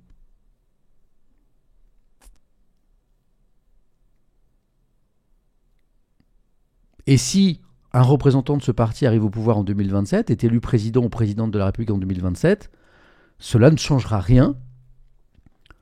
Ce candidat sera toujours issu d'un parti d'extrême droite. Rendez-vous en 2027. Après, je le rappelle pour ceux qui sont un peu nouveaux sur cette chaîne, que ce n'est que mon avis, que mon analyse, partagée par d'autres, notamment par le Conseil d'État, peu importe, et que vous avez tout à fait le droit d'avoir un autre avis sur le sujet et de l'exprimer ici, exprimer dans ce chat ici, que ce soit sur TikTok ou Twitch, que le RN n'est pas un parti d'extrême droite, n'implique pas que vous soyez banni de ce chat. C'est-à-dire, je ne suis pas d'accord avec vous, mais j'accepte que vous l'exprimiez ici. Parce que rester entre soi, rester qu'avec des gens qui pensent comme vous, ça n'a aucun intérêt. S'enfermer dans une bulle informationnelle, ne consommer que des médias qui disent comme vous, ne fréquenter que des gens qui pensent comme vous, n'échanger qu'avec des gens qui sont d'accord avec vous, ça n'a aucun intérêt. Ça nous enferme tous dans des bulles où nous sommes persuadés d'avoir raison, contre les autres. Voilà. Et donc tant que vous l'exprimez correctement, sans insulte, ici, vous pourrez continuer à venir dans ce chat et me dire que j'ai tort. Mais c'est ma chaîne, et j'ai encore le droit d'exprimer le fait que le RN est un parti d'extrême droite. Mais vous avez le droit de ne pas être d'accord. Par contre, j'attends vos arguments. Et je ne suis pas convaincu par les arguments des gens aujourd'hui qui me disent que le RN n'est pas un parti d'extrême droite. Quand je les vois s'exprimer, parce que de temps en temps... le RN n'est pas un parti d'extrême droite, dans mon chat, j'en vois souvent, j'en vois tous les jours. Mais des arguments qui viennent me démontrer que dans son actualité, dans son programme, dans son histoire, dans ses fondations, dans son ADN, le RN n'est pas un parti d'extrême droite. Pardon, mais les arguments, je les attends et je les entends pas, quoi.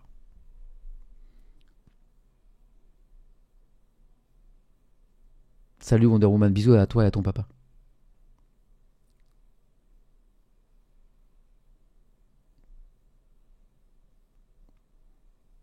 Voilà, Stein OKB dit c'est factuel, j'ai beau le soutenir en partie, le RN, me dit Stein OKB, c'est l'extrême droite.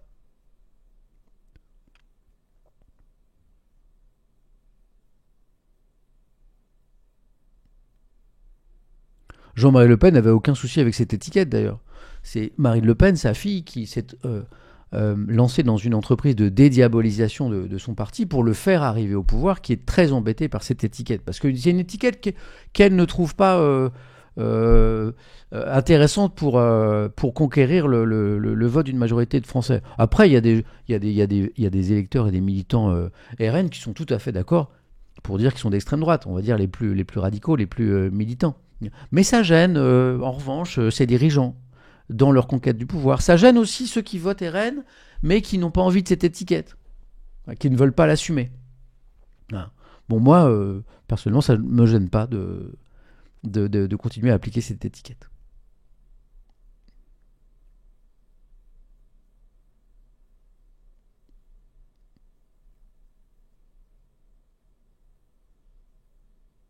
Après, je suis toujours ouvert au débat et aux arguments. Le jour où quelqu'un dans ce chat arrivera avec des arguments construits, convaincants, sourcés, pour m'expliquer que le RN n'est pas un parti d'extrême droite, je le lirai avec beaucoup d'attention.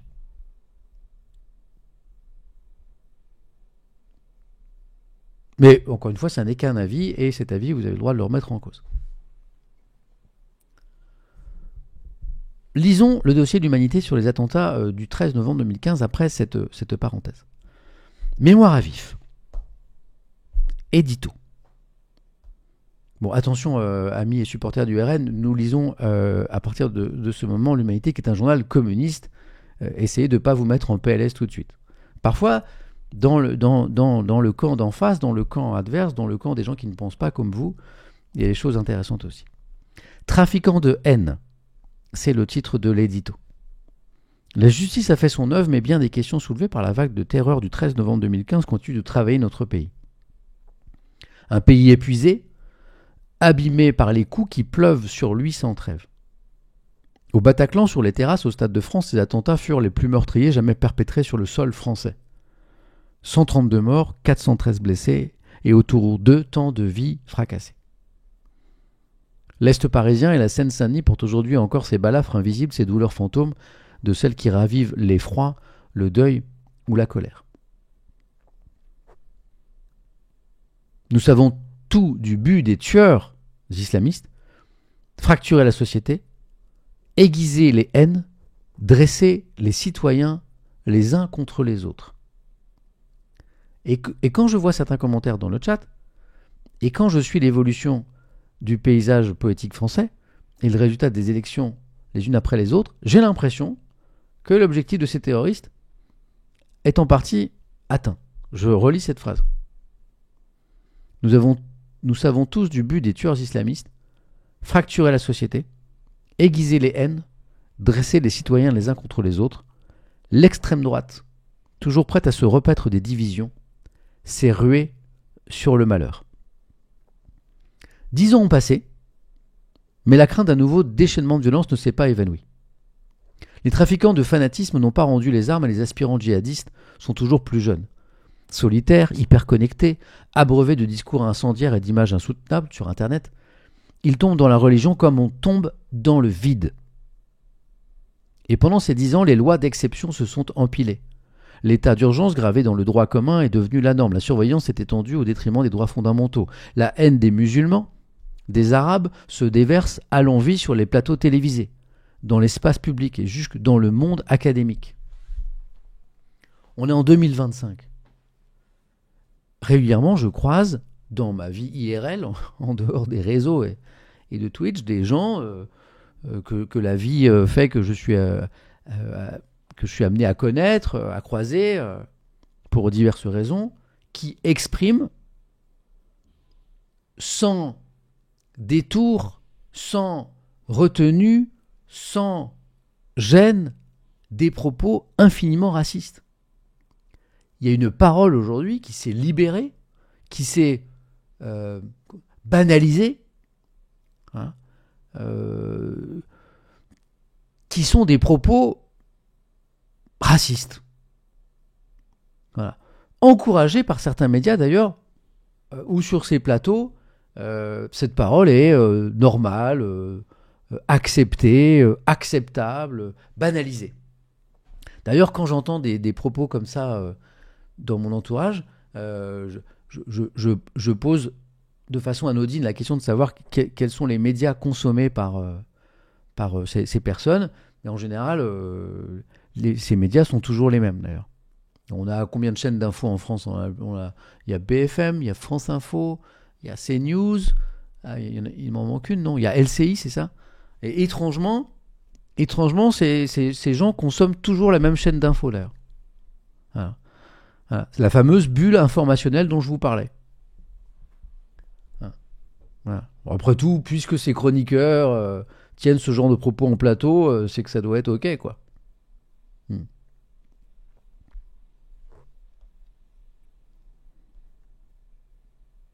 La haine des musulmans, je reprends mon propos, des Arabes se déversent à l'envi sur les plateaux télé, dans l'espace public et jusque dans le monde académique. L'élection du socialiste Zoran Mamdani à la mairie de New York éclabousse à présent de racisme les deux rives de l'Atlantique. La République pourtant ne se défend jamais en renonçant à l'égalité. La mémoire des victimes du 13 novembre nous oblige.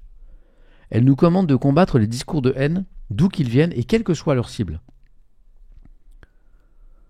Elle nous invite à renouer des solidarités, à construire une société juste, unie, fraternelle, capable de résister aux assauts de terreur et de violence comme aux tentations autoritaires.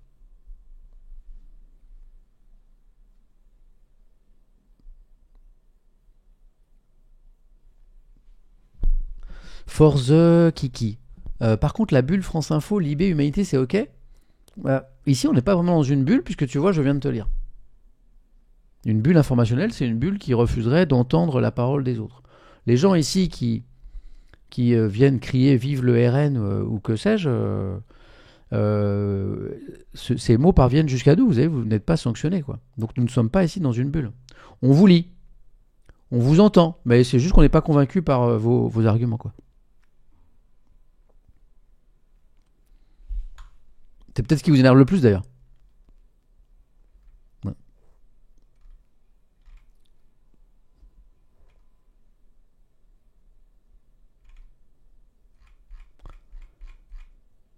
Quels arguments demande Caprimoud ? Je sais pas, je cherche toujours.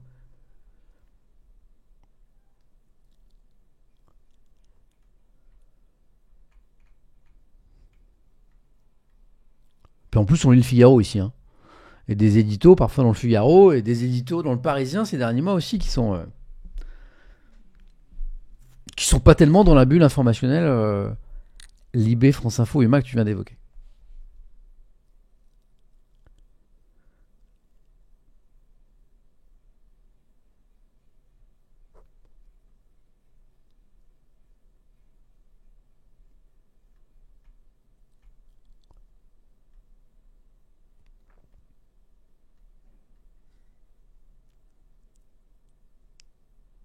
Le blanc était tellement long que mon son était coupé. Oh, enfin, arrêtez de parler de couleurs, hein, de blanc, de noir, c'est affreux.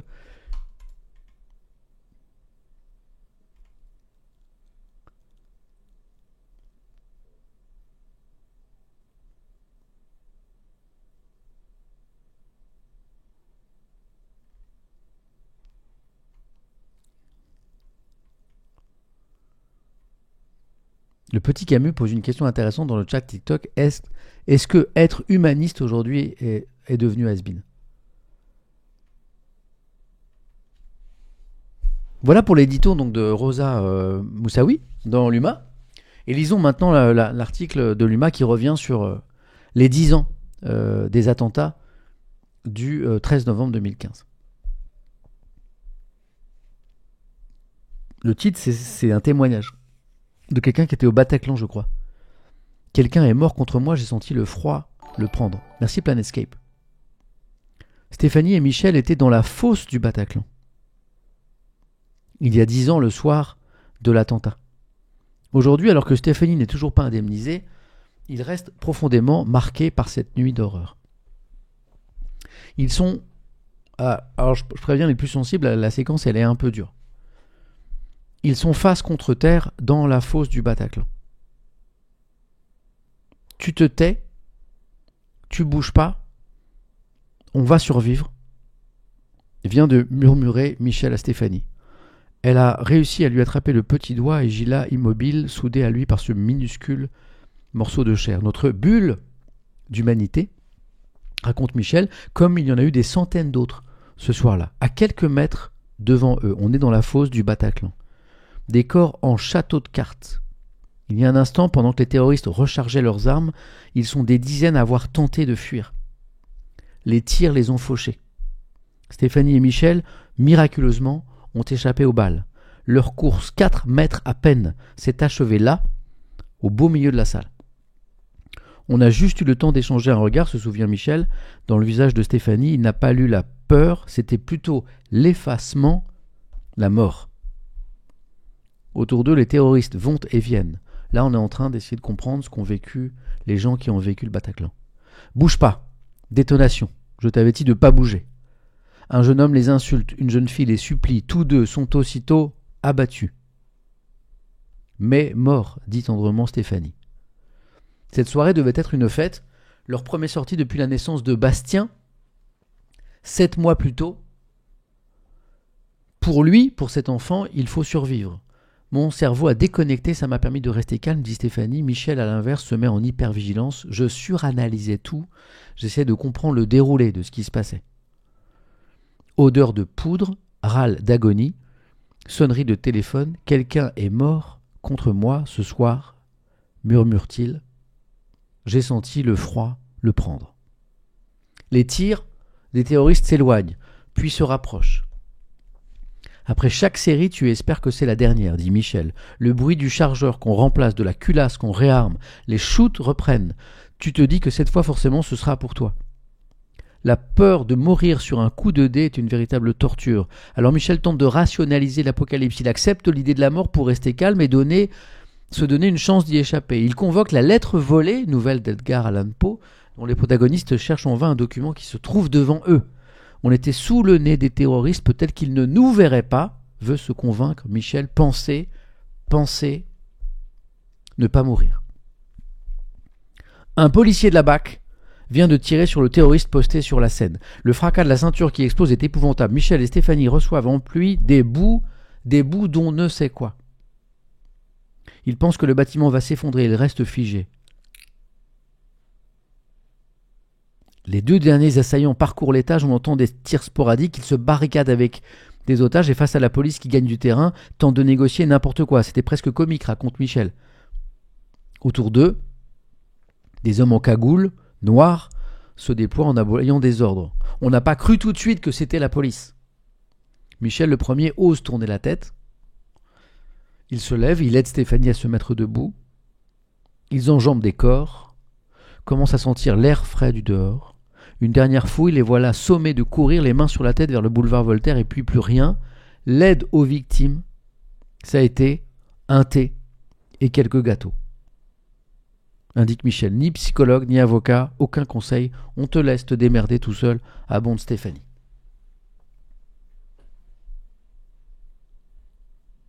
À partir de ce soir-là, Bastien cesse de s'alimenter, je crois que c'est leur fils, c'est ça, qui a quelques mois. Il ne nous reconnaît pas, il ne vous reconnaît pas, leur explique-t-on. Pour se remettre sur des rails et vivre tout simplement, ses parents décident, 10 jours plus tard après les attentats.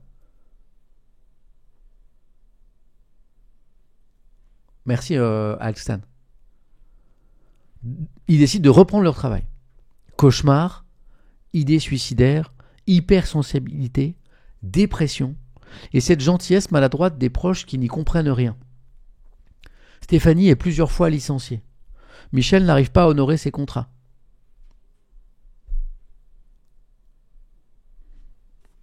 Ils multiplient à leurs frais l'échéance chez le psy, poussent la porte d'une association de victimes et se retrouvent comme des dizaines d'autres, confrontés à une épreuve inattendue, obtenir une indemnisation. Le fonds de garantie devient un nouveau cauchemar, ces rendez-vous d'expertise infligés par des médecins assureurs se transforment en séances d'accusation, les propositions financières sont indigentes, à un moment ça n'est plus le Bataclan, c'est le sentiment d'injustice qui nourrissait mes insomnies, dit Michel, qui a été finalement indemnisé l'an dernier. 2024. 9 ans après les attentats. Donc 9 ans à porter ça, quoi. Tout va bien. On me laisse dans un néant, en rage, Stéphanie, qui n'a toujours pas, elle, perçu un centime. Ce soir-là, à travers nous, c'est la France qui a été visée. Elle est où la solidarité ? Au procès des attentats, les condamnations leur ont paru dérisoires, mais ils se disent fiers, collectivement, que la parole se soit imposée face à la violence. On ne se répare jamais d'un truc pareil, constate-t-il. Ils se sont mariés, ils prennent soin l'un de l'autre, ils s'aiment, il y a Bastien, leur enfant, mais la lutte au quotidien contre les images invasives les épuise. 3 mois après le Bataclan, le groupe Eagles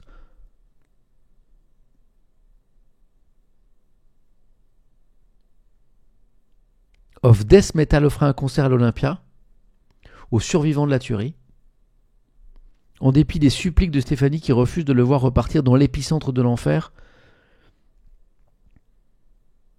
en dépit d'une peur bleue contre laquelle il lutte à grand renfort de science chez le psy, Michel décide d'assister à ce concert.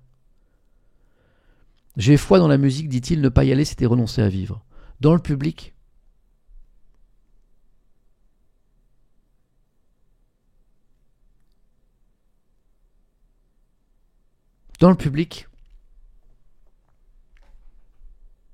visage blême, des yeux rougis, on se dévisage, on lutte contre l'angoisse. T'es là, toi aussi, tu t'en es sorti. Certains manquent à l'appel.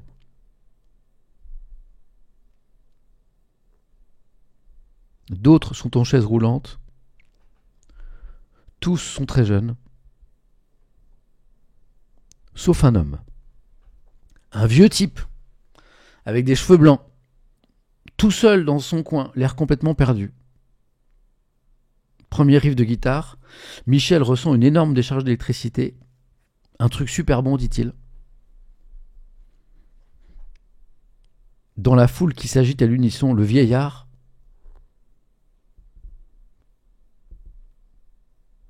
est totalement déchaîné.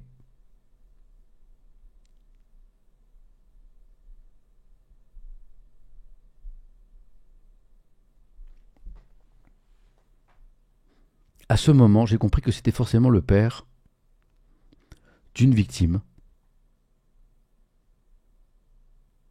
dit Michel, et j'ai vu derrière chacune des silhouettes l'ombre de nos morts.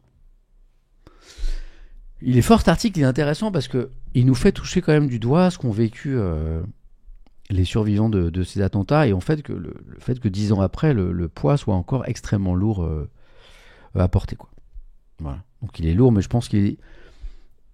En fait, c'était il y a 10 ans déjà, et ça peut être loin de nous, mais en fait, ce que nous invite à comprendre cet article, c'est que pour certaines personnes, c'est pas très loin, quoi.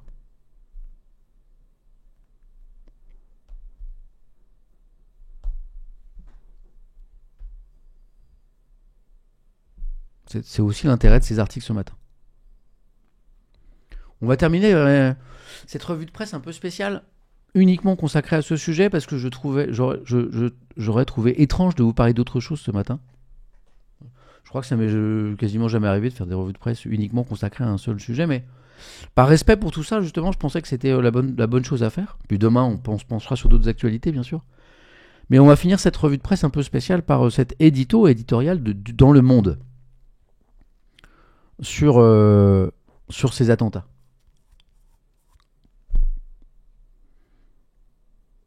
Stade de France, Bataclan, Carillon, Petit Cambodge, c'était les terrasses des bars, des restaurants.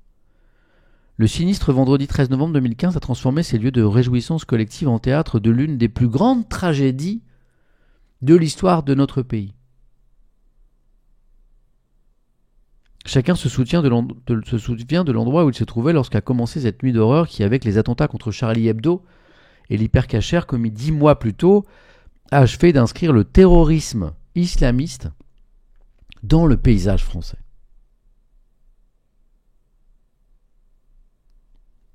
Dix ans plus tard, l'heure est à l'hommage aux victimes de cette série de tueries aveugles revendiquées par Al-Qaïda et par l'organisation État islamique.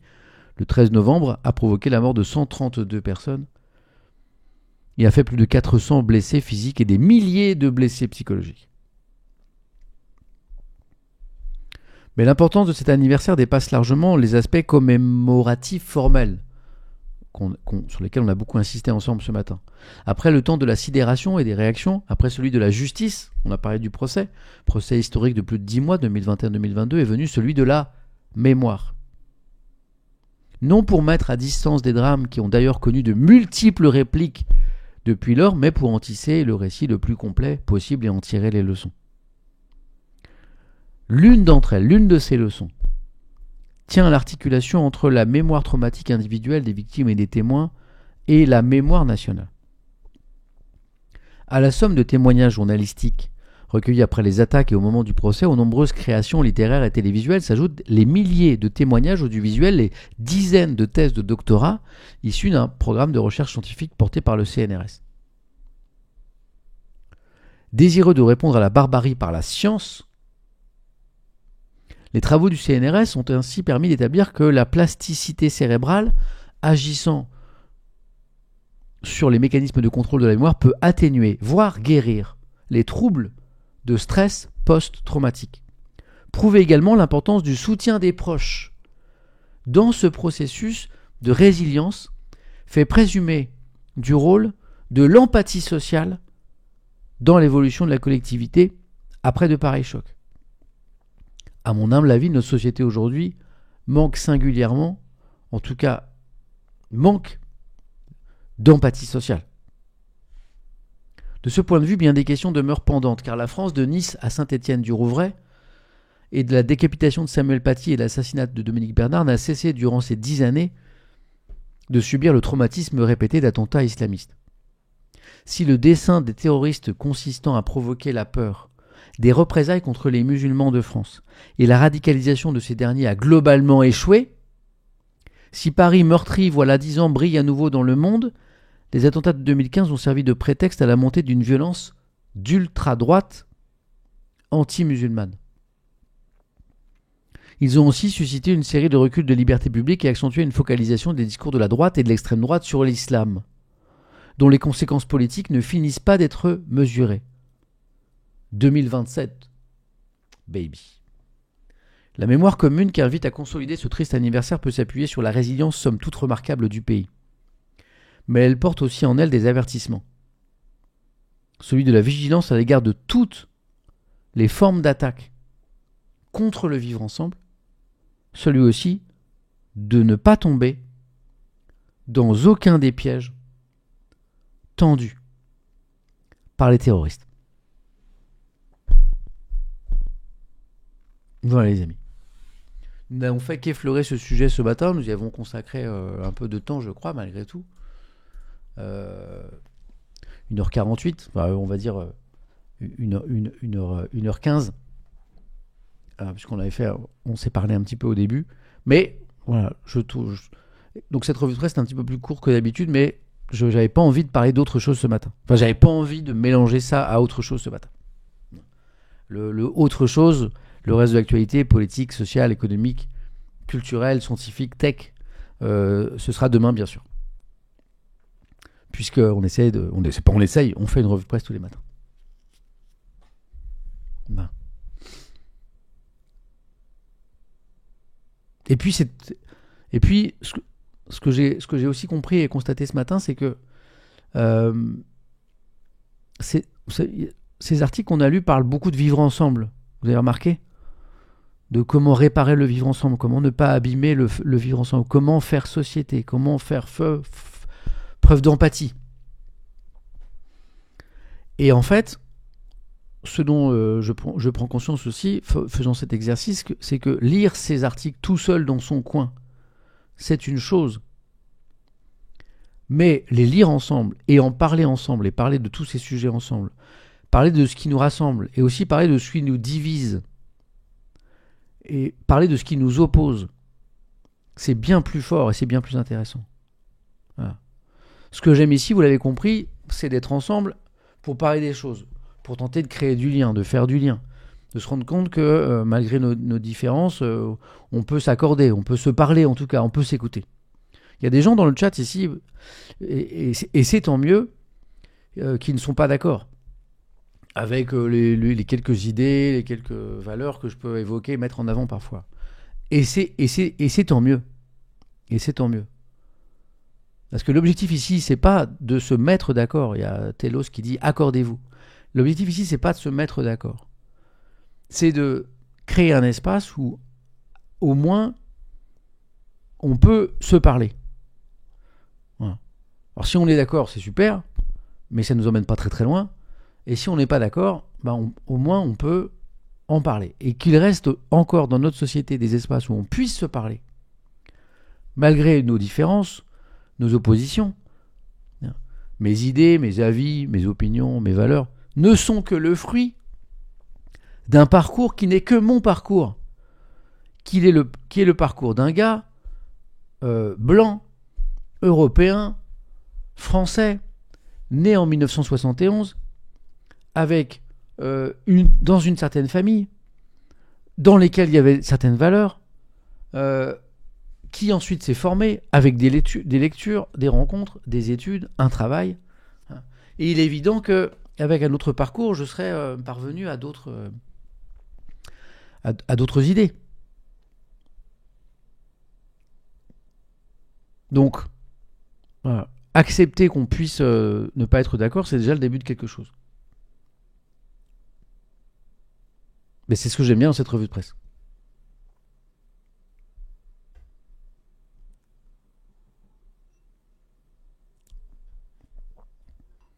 Le truc, c'est qu'on a rapidement le réflexe, dit Jolan, de se poser en mettant ceux qui ont un discours différent dans une catégorie sans aller plus loin, en restant à cette étape sans chercher à comprendre ou expliquer. Exactement. C'est ça.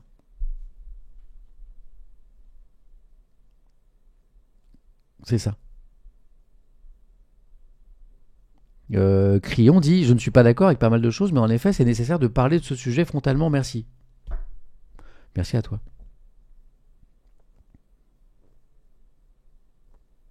Bon, les amis, voilà pour ce matin.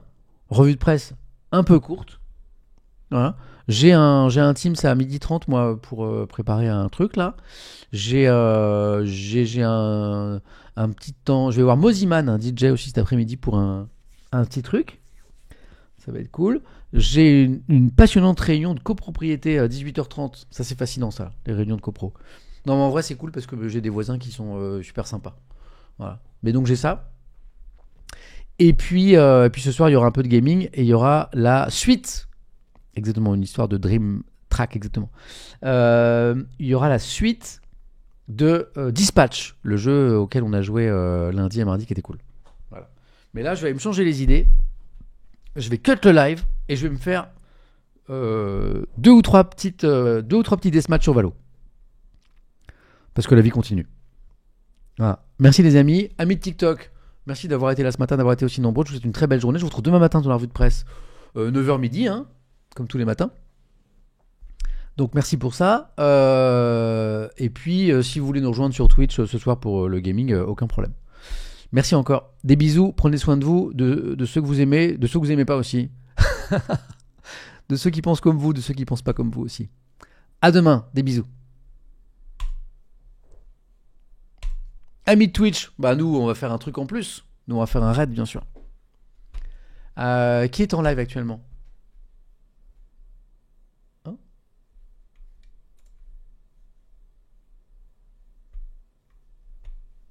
Oh. Ah, j'adore. J'ai une petite idée là. Ah ouais, c'est trop cool en vrai. Je vois l'ami les amis, je vois l'ami Trinity qui a repris son Trinity Trip, son tour du monde Là, elle est passée en France quelques jours, elle est venue dans Saint-Play, et là, elle est partie en Asie cette fois. Elle est au Vietnam. Hein, voilà, elle vit un rêve là, dans son Trinity Trip. Voilà, elle nous fait découvrir des sociétés, des pays. C'est quelqu'un de passionné. Elle est en live au Vietnam là. Voilà, eh ben on va la rejoindre. Je trouve ça super. Let's go. Trinity. Hop. Ça va nous changer un peu les idées. Et moi, je vais aller mettre des têtes sur Valo. Let's go. Let's go. Amis, merci. Merci pour ce matin. Je vous souhaite une belle fin de journée. À ce soir, je sais pas, 20h, 20h30, pour la suite de Dispatch, ce jeu qui est génial avec deux derniers épisodes. Et puis bonne journée d'ici là. C'est vraiment sympa ce que fait Trinity. Allez, let's go. Bye bye. À tout à l'heure. Des bisous.